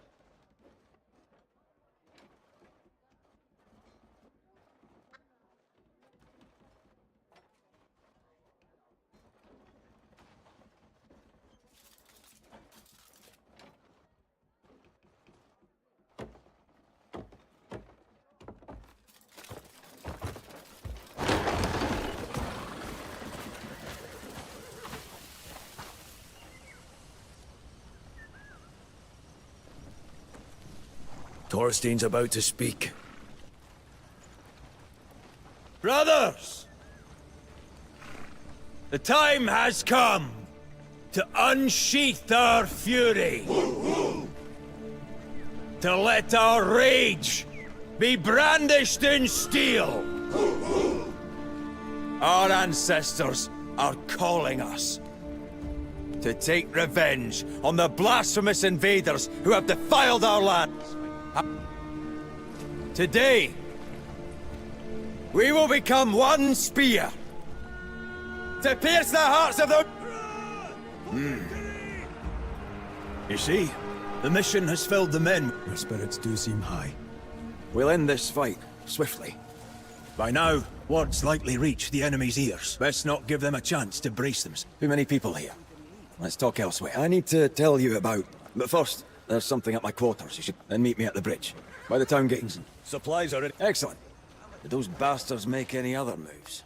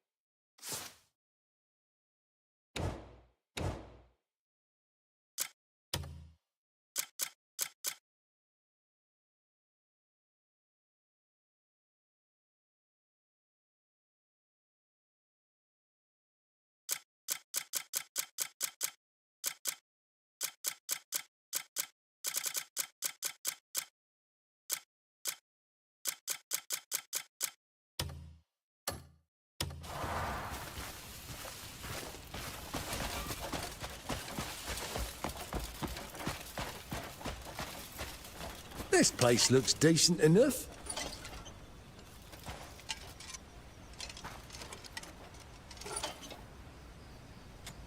Ah, it's you. What do you think? Plenty of sun, steady breeze. Might be a good spot for a farm. Aye.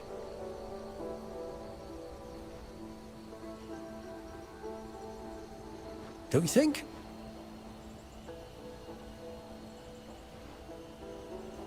I'll ask the others what they think too. First thing's finding out what grows well around here. There's a big farm not far from here. You should go offer your help. Learn a thing or two while you're at it.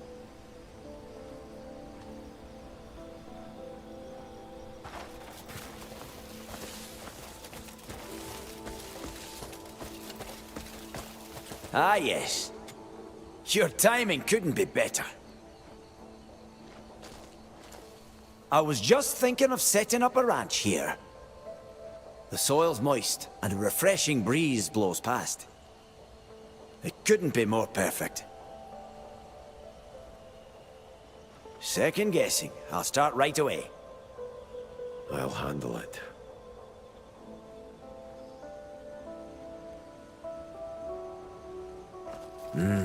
Yes.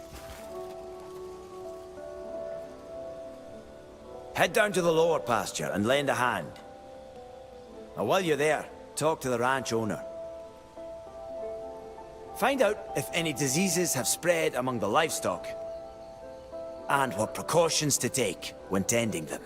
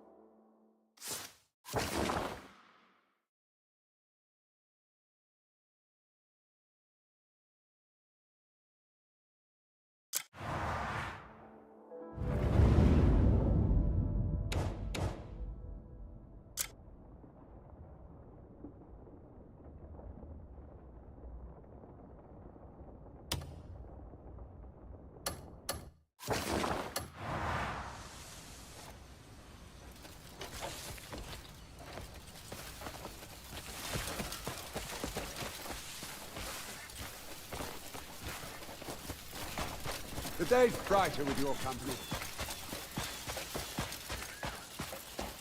Oh, hello.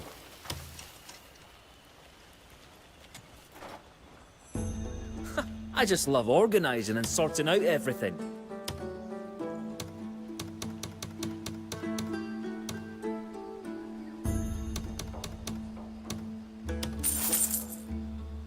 Royal Tree, stay sharp out there.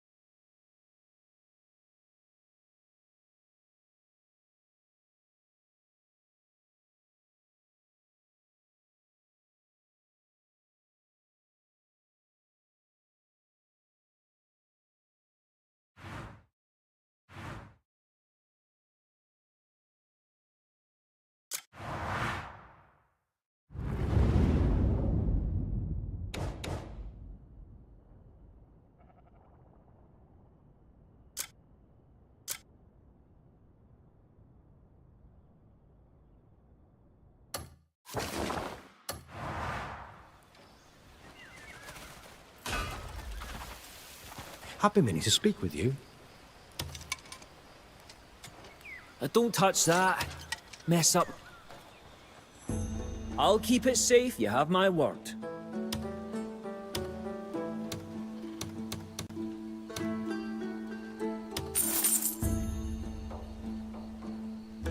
You could fatten the comeback when you've more stuff.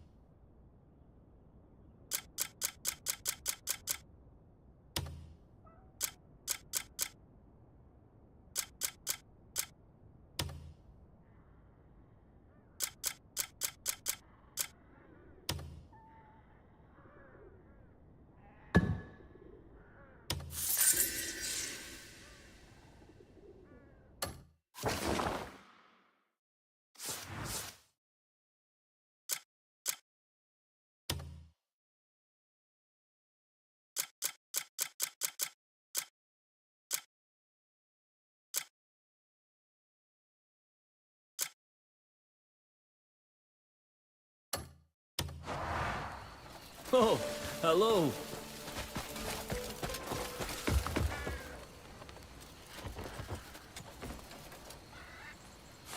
I can't sleep right now.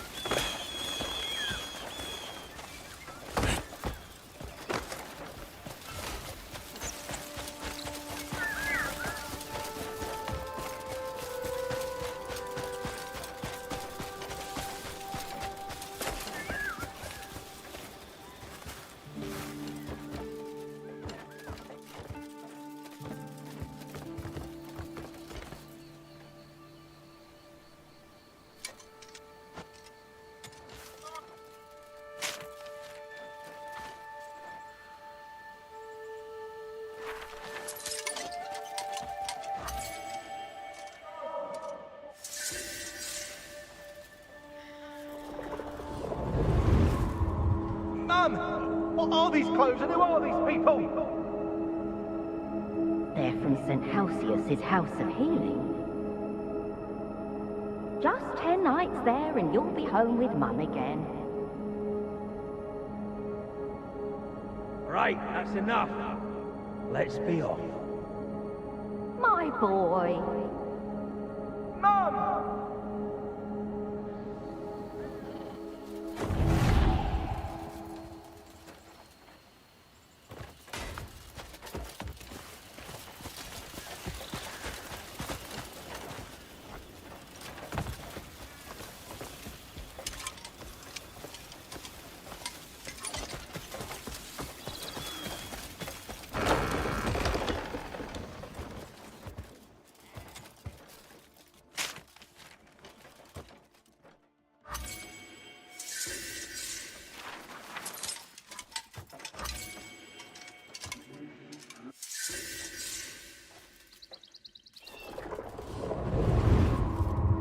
Mix herbs, honey, and water in a 2-1-2 ratio. Then boil. You'll have a common tea for troubled times. Water truly is a wondrous thing.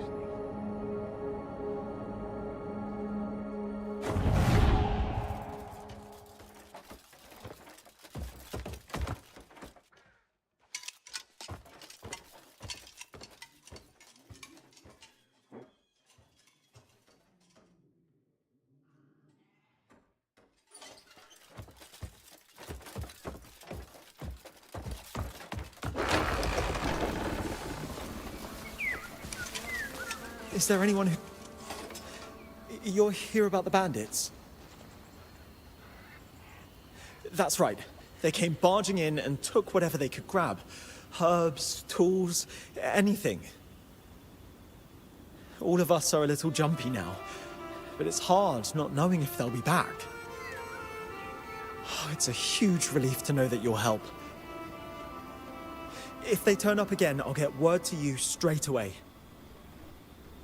Thank you, truly.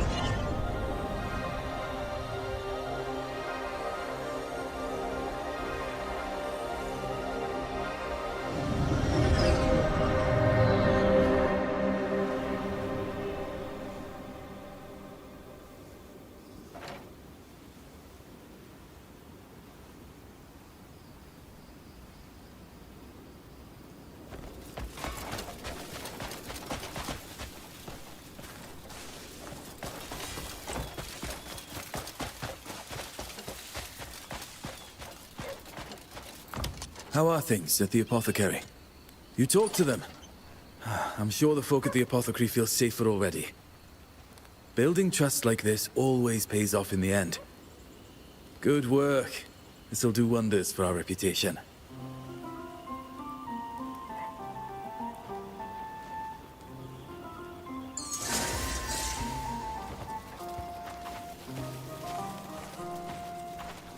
I'm feeling lucky now that you're here. I'm running a little short on meat. You got a minute? I have a favour to ask.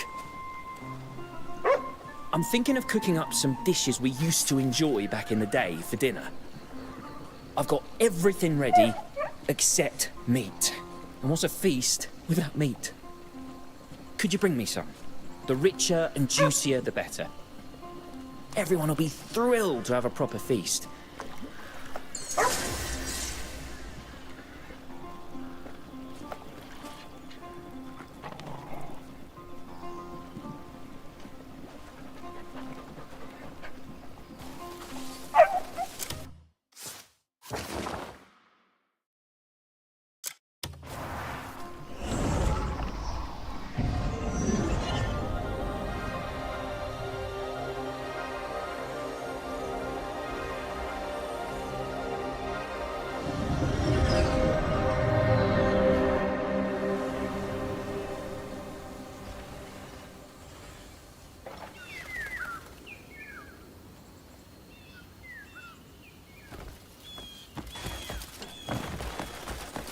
how.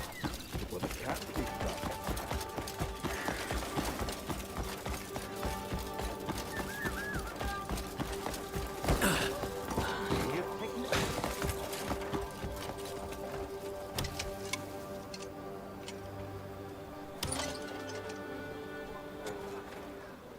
I've seen men fight over meat half this good.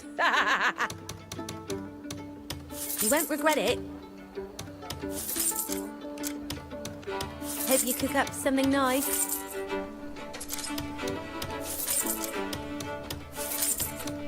I got that in stock. Looking to buy. I'll be sharpening my blades for your return.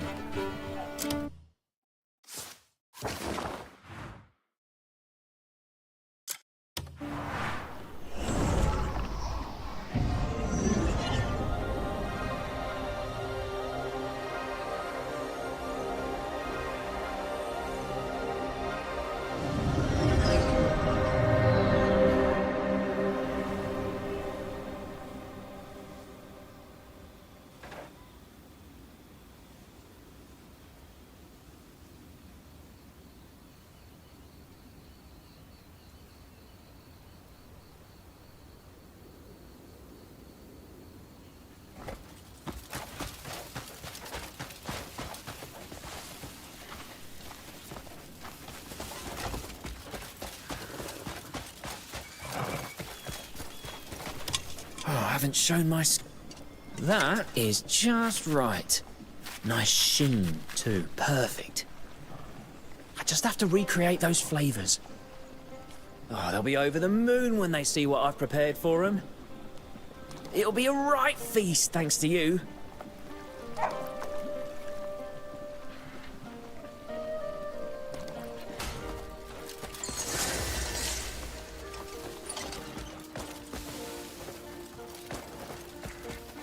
He must be quite confident to get... Listen, if you've got a moment, I've got a favour to ask. Word is there's a blacksmith in Hernand who's famous for his craftsmanship. They say he forges blades named after him, and they're the finest you'll ever see. You can never learn too much, right? I'd love to learn from his craft. So, could you bring me one? This should cover the cost.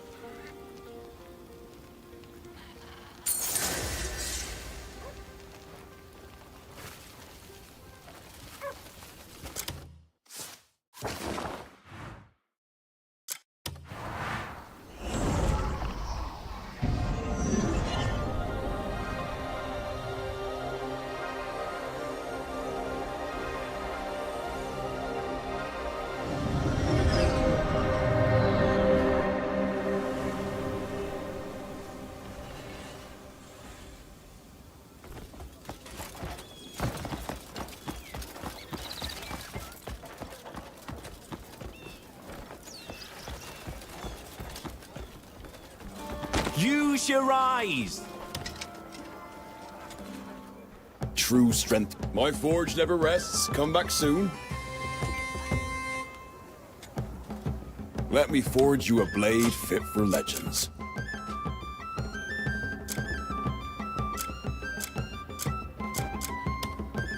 Good luck to you. All my skills are always at your disposal.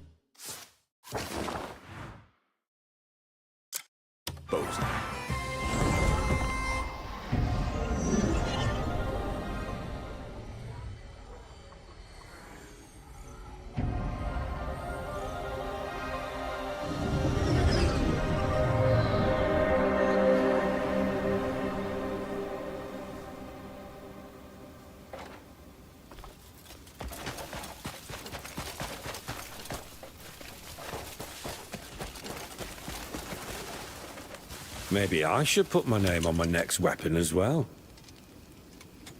Oh, so this is it. Look at that finish. It's just flawless. And the balance, oh, it's spot on. Remarkable craftsmanship. There's a great deal to learn from this. You've brought me something worth studying. Oh, thanks.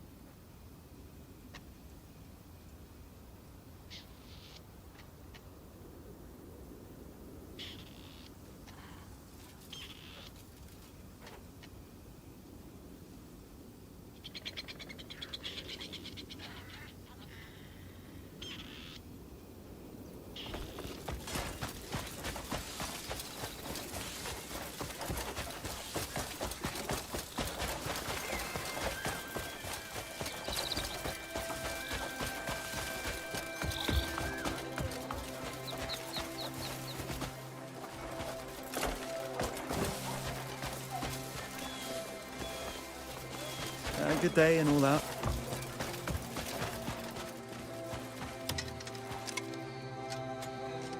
Been some time. Fetched your own ore.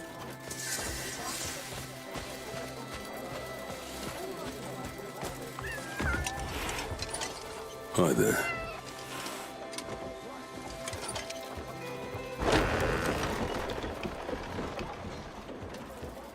May I help you, friend?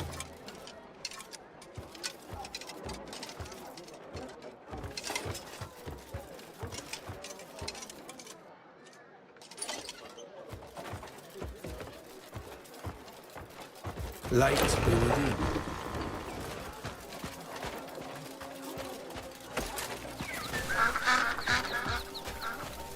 you. Well met, stranger. Well met.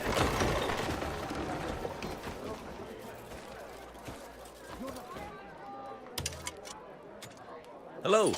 Take your time and have a look around.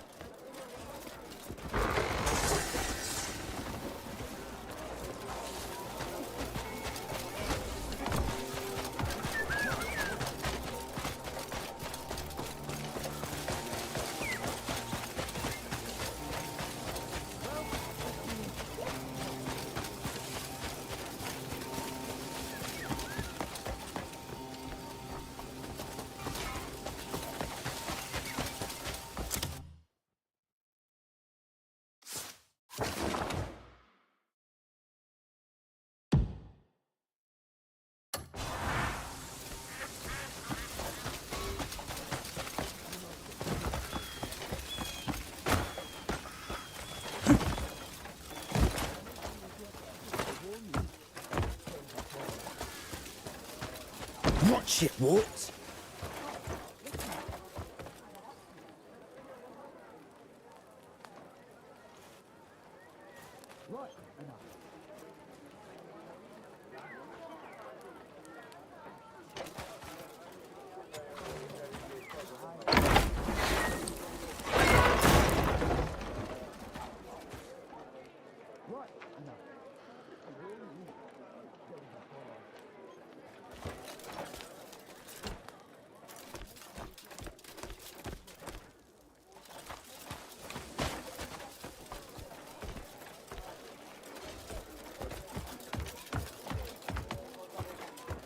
What's the story?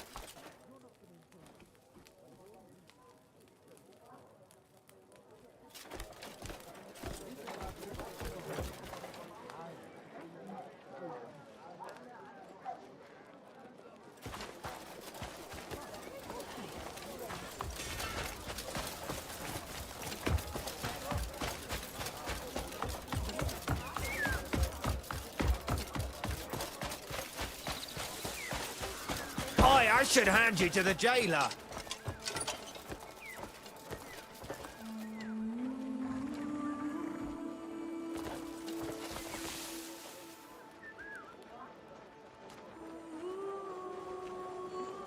Too many years back there. That's why I called you here. Come.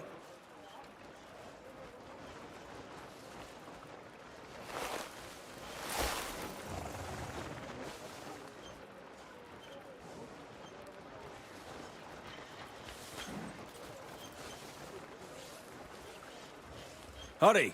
Time is of the essence.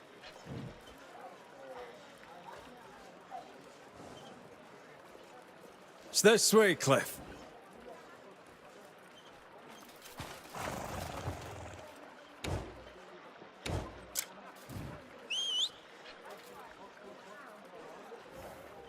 Hurry!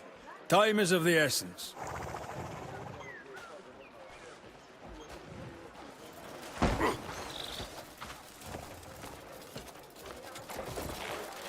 It's this way, Cliff.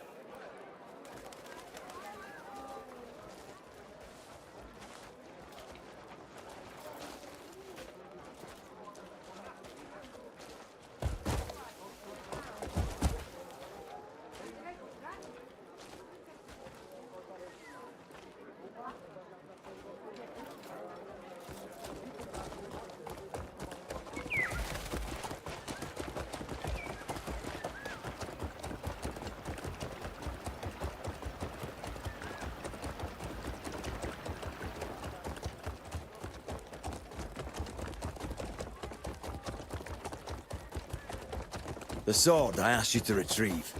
It belonged to Gian. It bears the will of the man that led Payloon. As did everyone. Just being near him filled us with hope. And then he was gone. Do you know something? I don't know the full truth. But I'm certain he walked into a trap.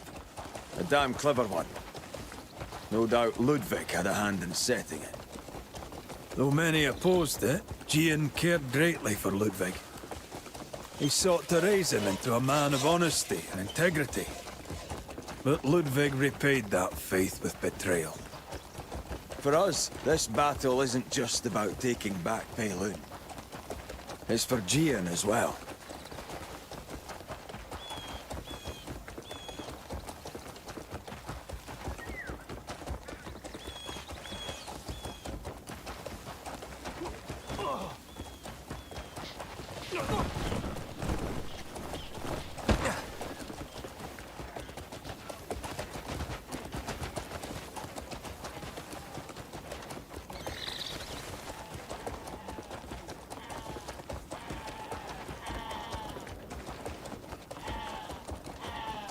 It's this way, Cliff.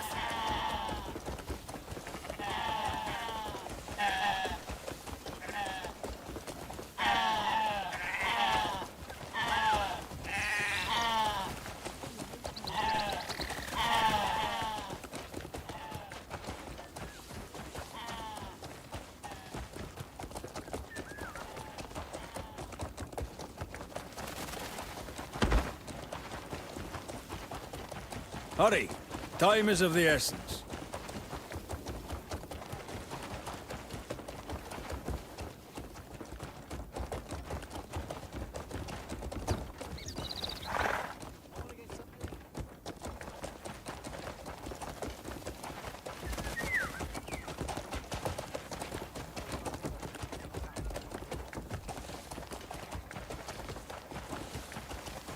It's this way, Cliff.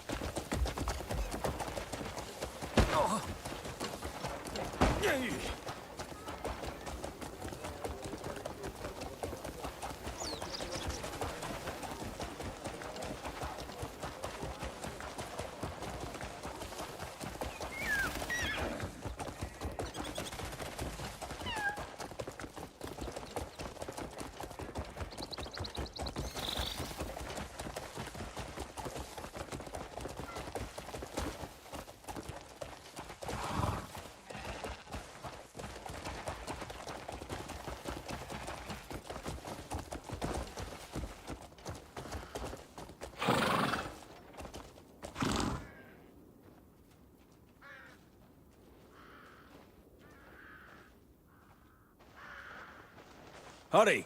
Time is of the essence.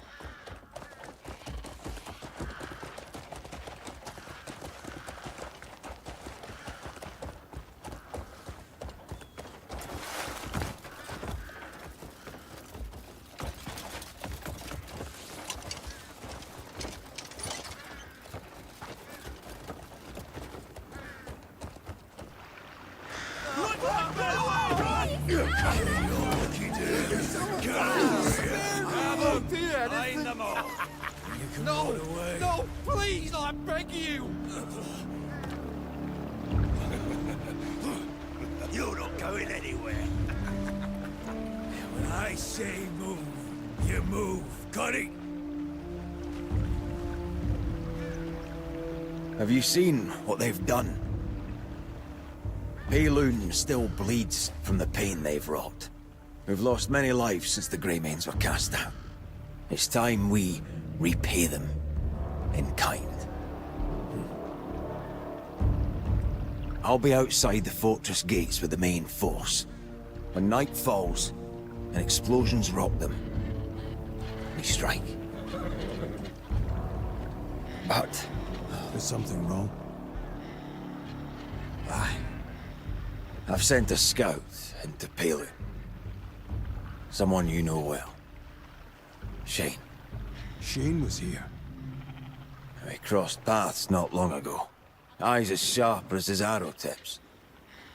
You should have heard something by now. There's still no word. I'll go look for him. Then I'll entrust this mission to you. Tonight's victory may hinge on it. I'll make sure your comrades know where to rally. Is there a place to gather? There's a house on the hill just outside the fortress. I've got some explosives there as well. May the ancestors guide you, Greymane.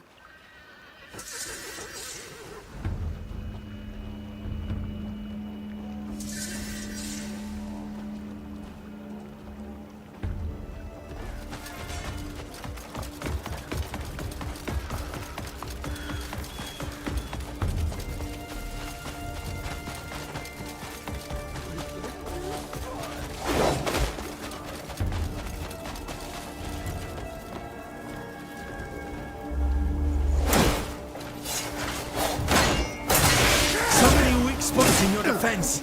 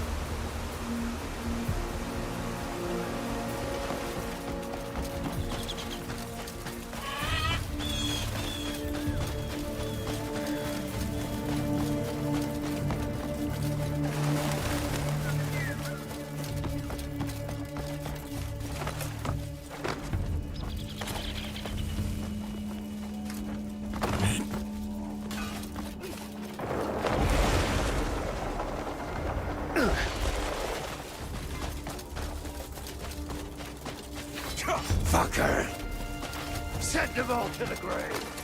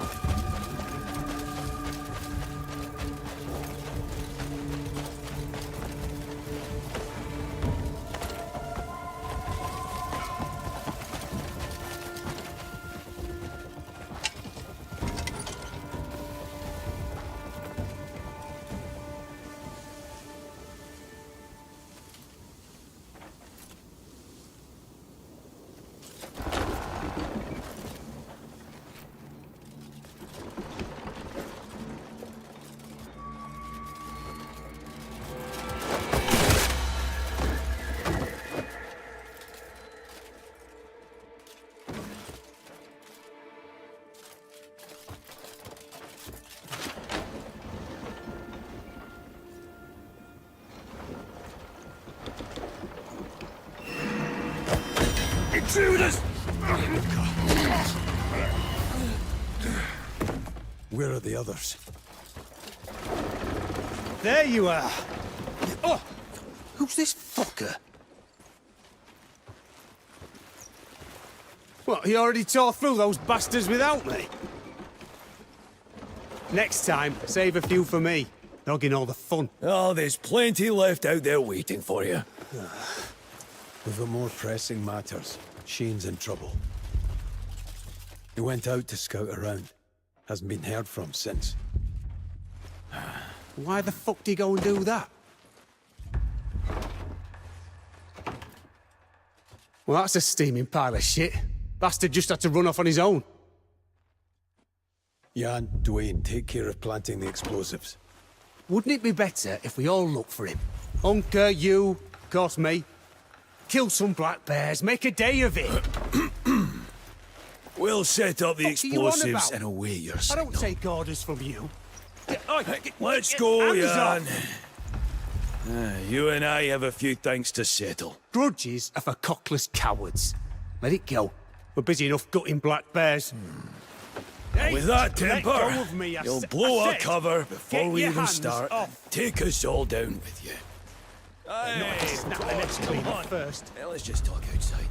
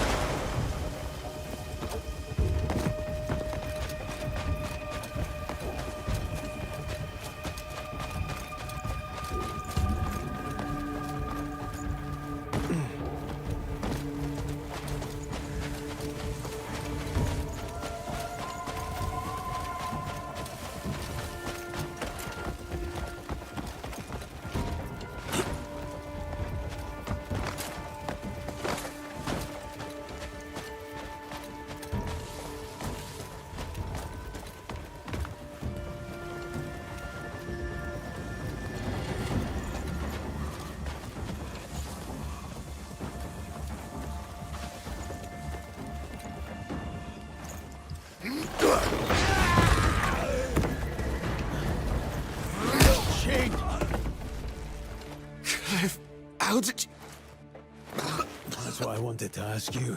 What happened? Stay still. These wounds are serious. I tried to make good use of... Shane, hey, come on. Cliff, go on ahead. I'll take Shane to safety.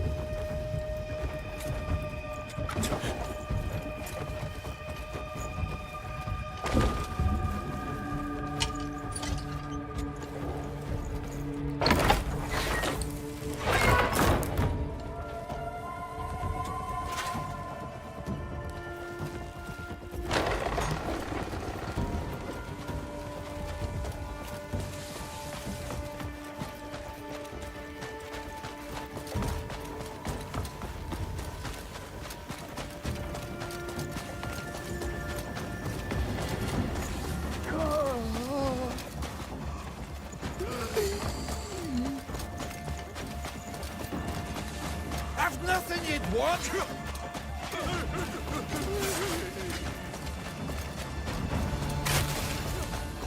Winnie?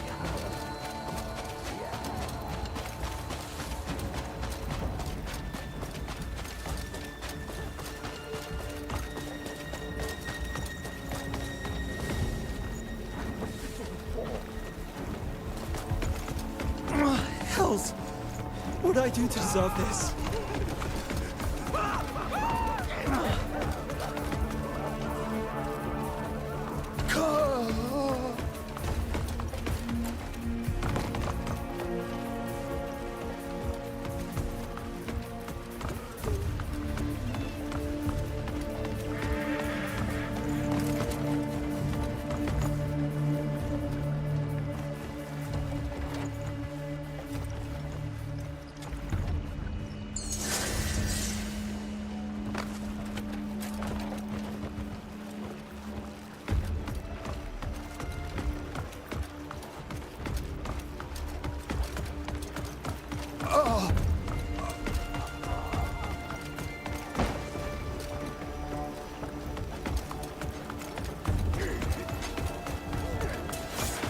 Why are you doing this?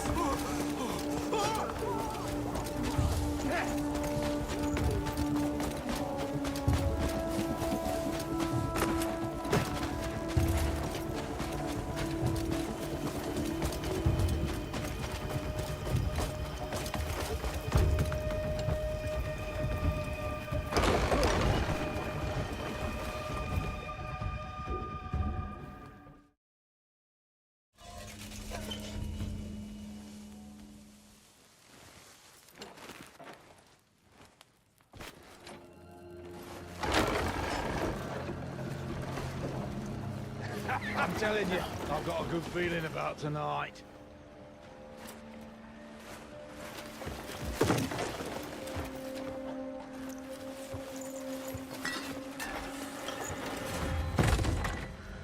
What was that? Huh? I'll take a look. Well, don't get yourself killed. What do we got here?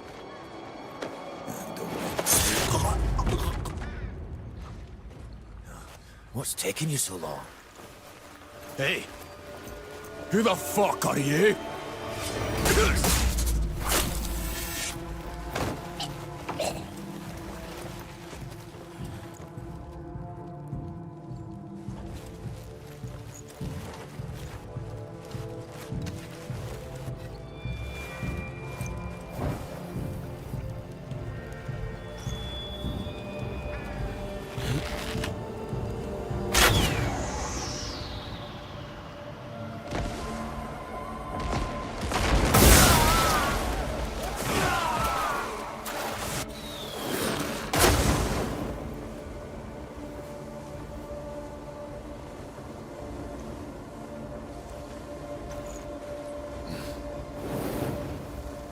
It's time.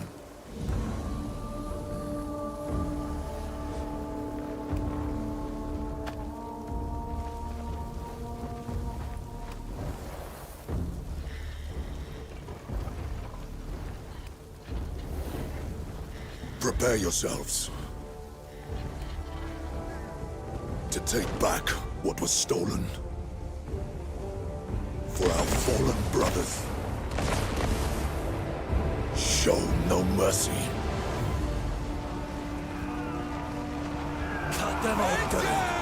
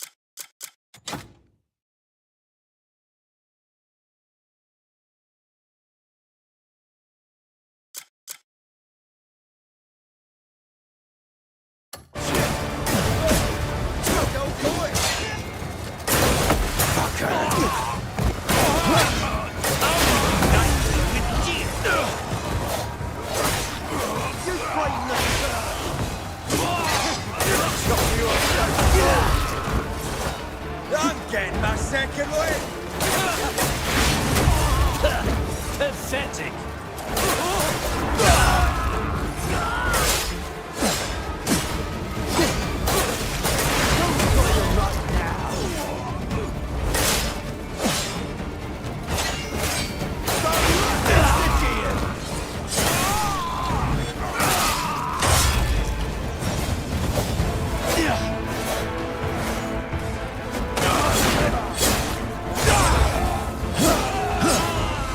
I'm still standing!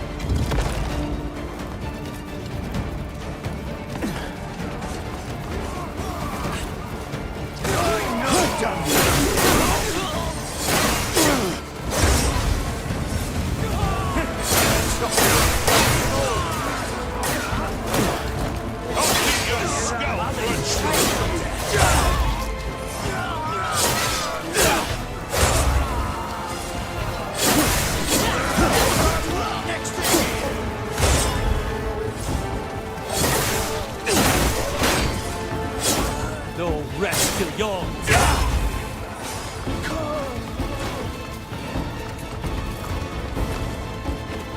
This one's done.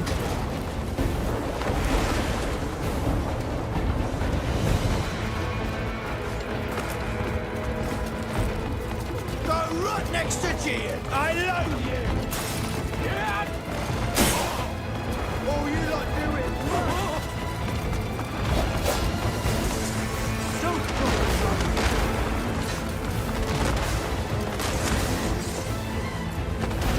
I'm the killer here.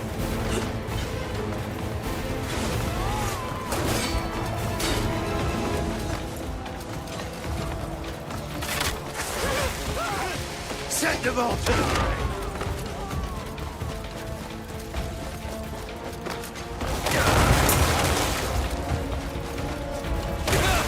Go run!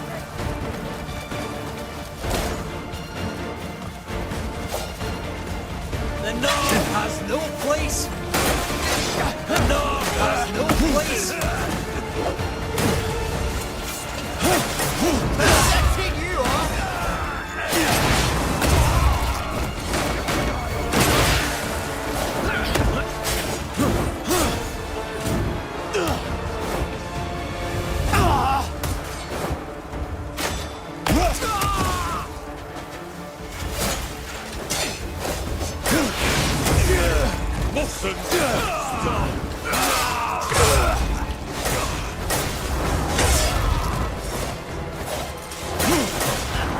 Still standing.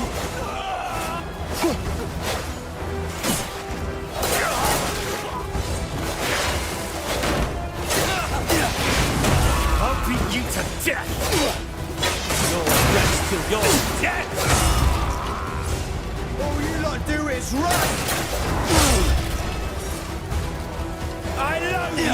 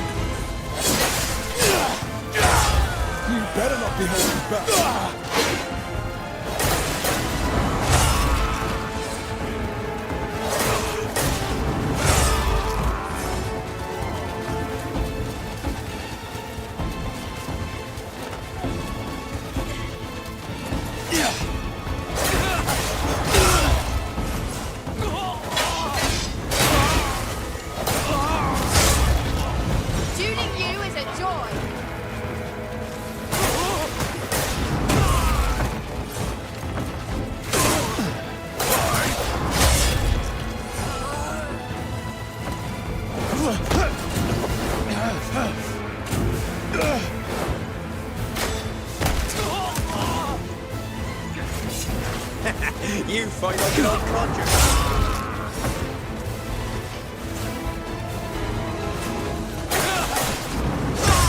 Never liked you.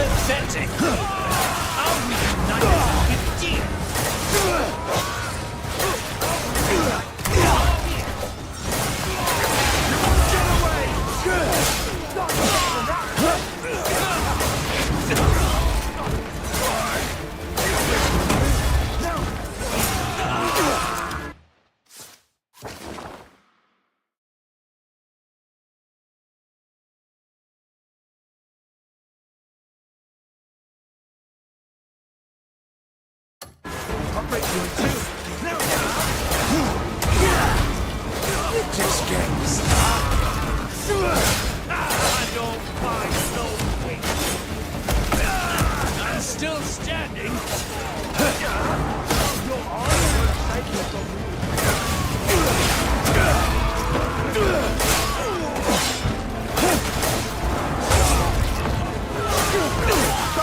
next to you. I'll enjoy your death.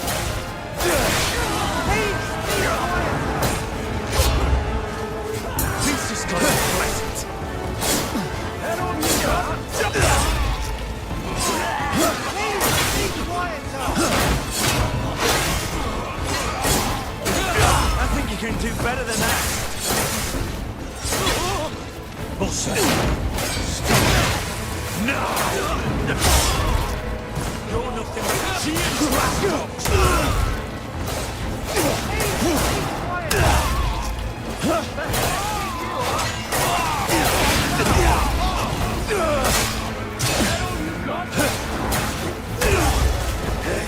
Catch!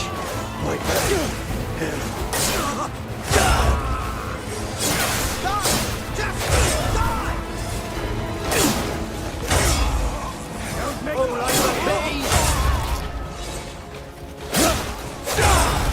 Come on, you fuck!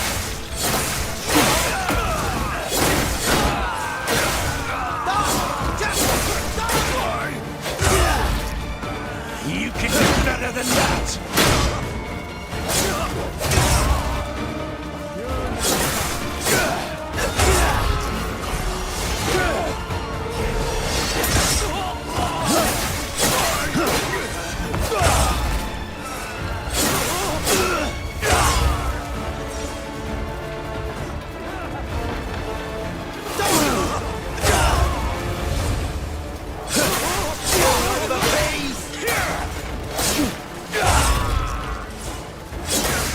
Don't make me kill you!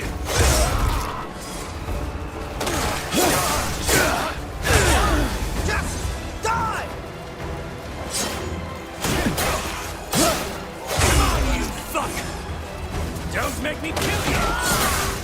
You fight like a cornered rat!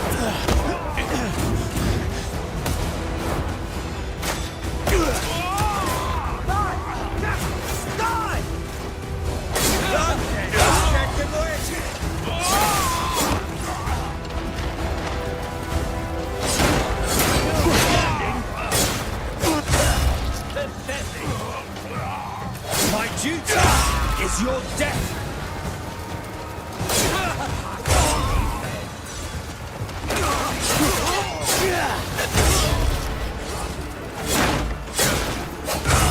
All you lot do is run!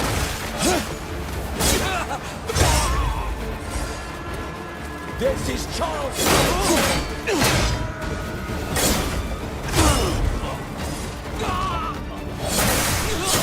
That all you got?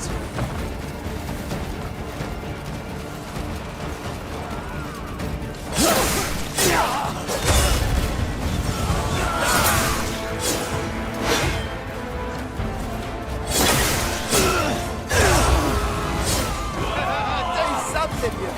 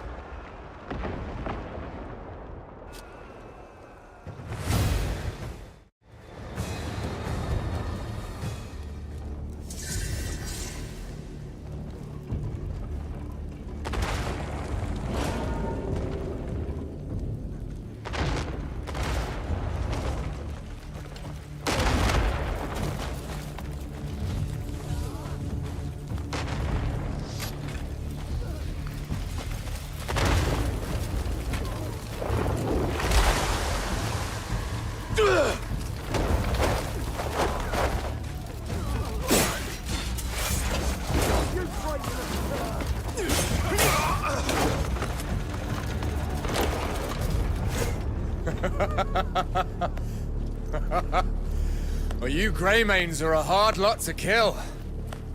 Clawing your way back from death's door over and over. How'd you do it? Let's find out, shall we?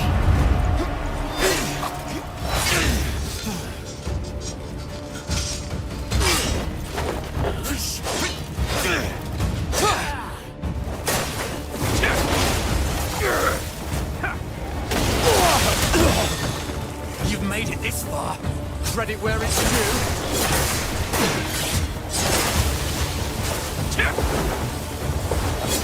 They say even a fish finds its way home to dine. Seems they're right.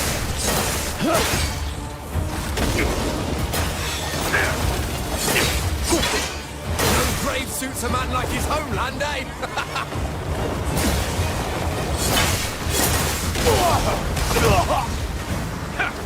If I finish what Mjordan and his bears could not...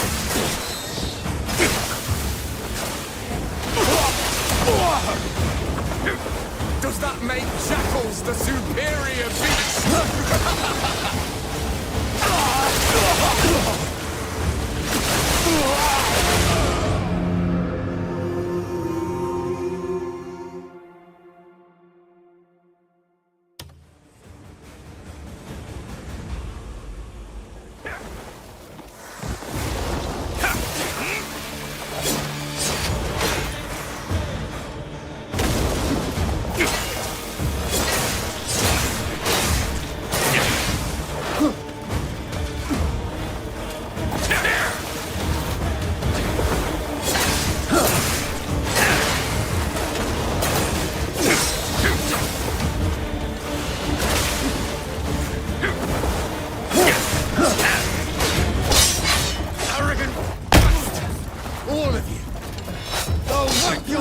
From existence!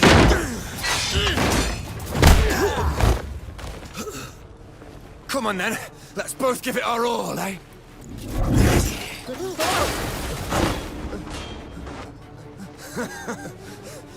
I wasn't planning to use this power, but you need to see it.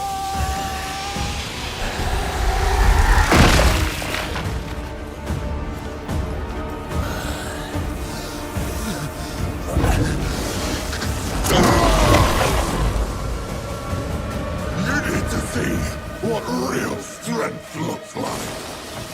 Let's see how long you last to get to my ultimate power.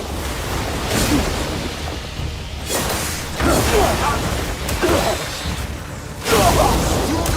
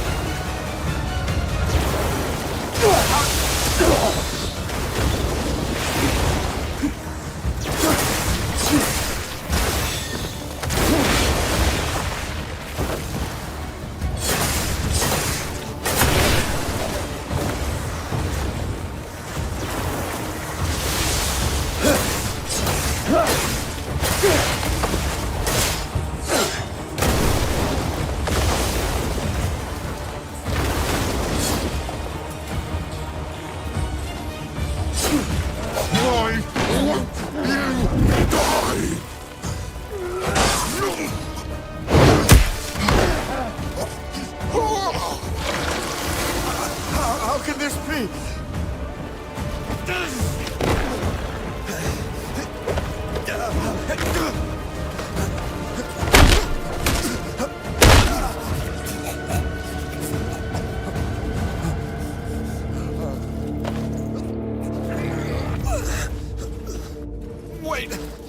Wait, hold on!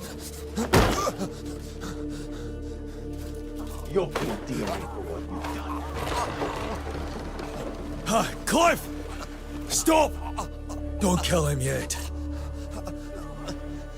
There's still plenty we need rattling around in his skull we don't know. Please.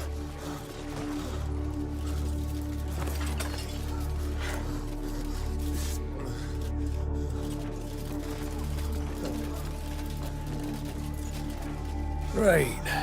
Let's begin, shall we? Witless bastard. Don't think I'll go easy on you. What the hell do you think you're doing? Untie me! You don't really need this hand, do you? Relax. If it doesn't come off clean, no.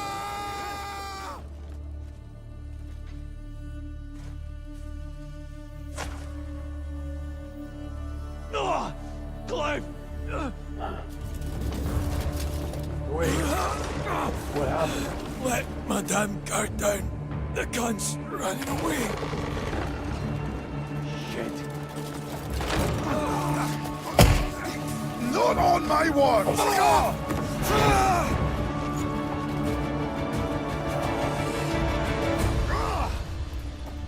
Shit! The bastard! Go away!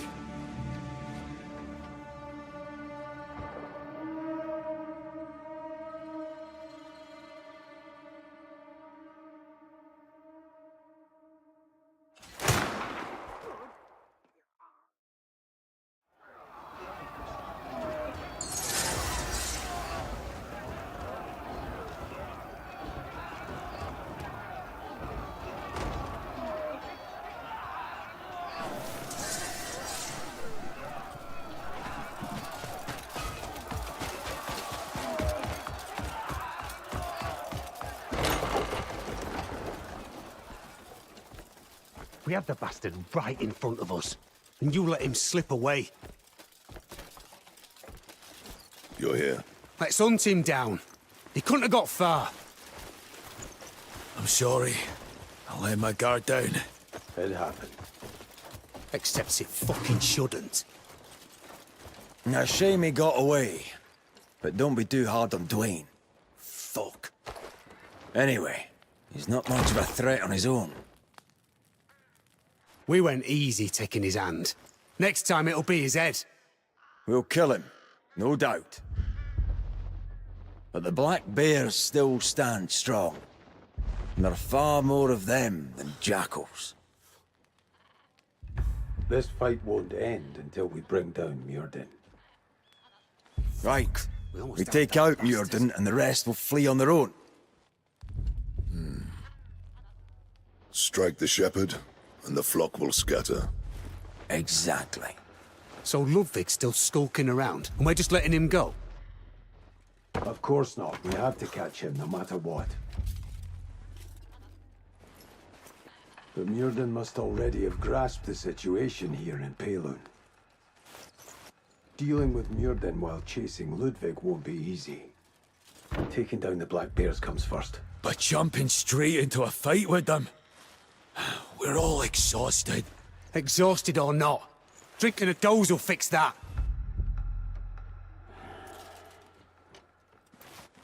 Fuck, fine. All right, let's go gut some bears Look, first. Jan, I understand, but now is the perfect time to take down Muirden. When everyone's ready, gather at the entrance to their stronghold. Feels as though the moment of this land's liberation draws near. I presume you have a plan.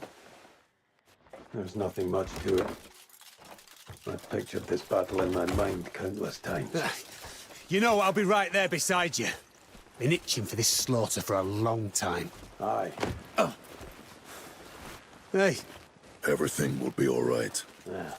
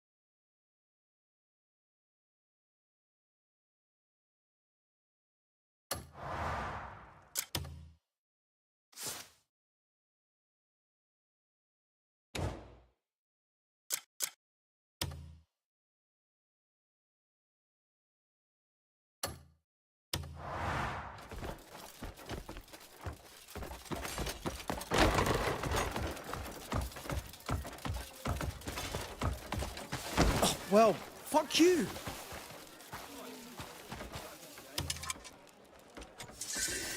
What can I help you find?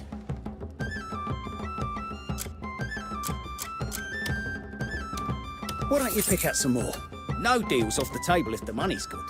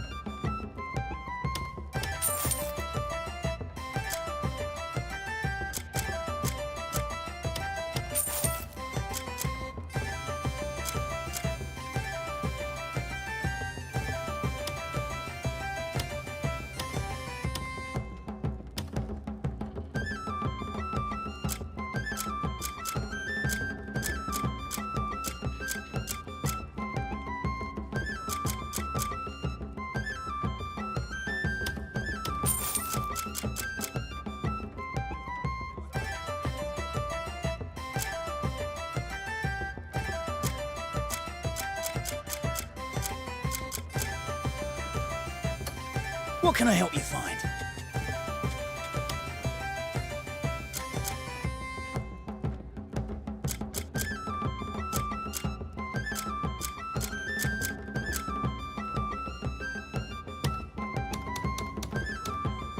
You'll find it useful.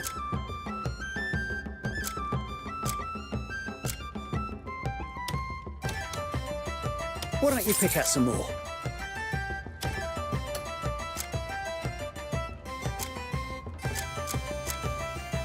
What can I help you find? If you've seen enough, don't let me keep you.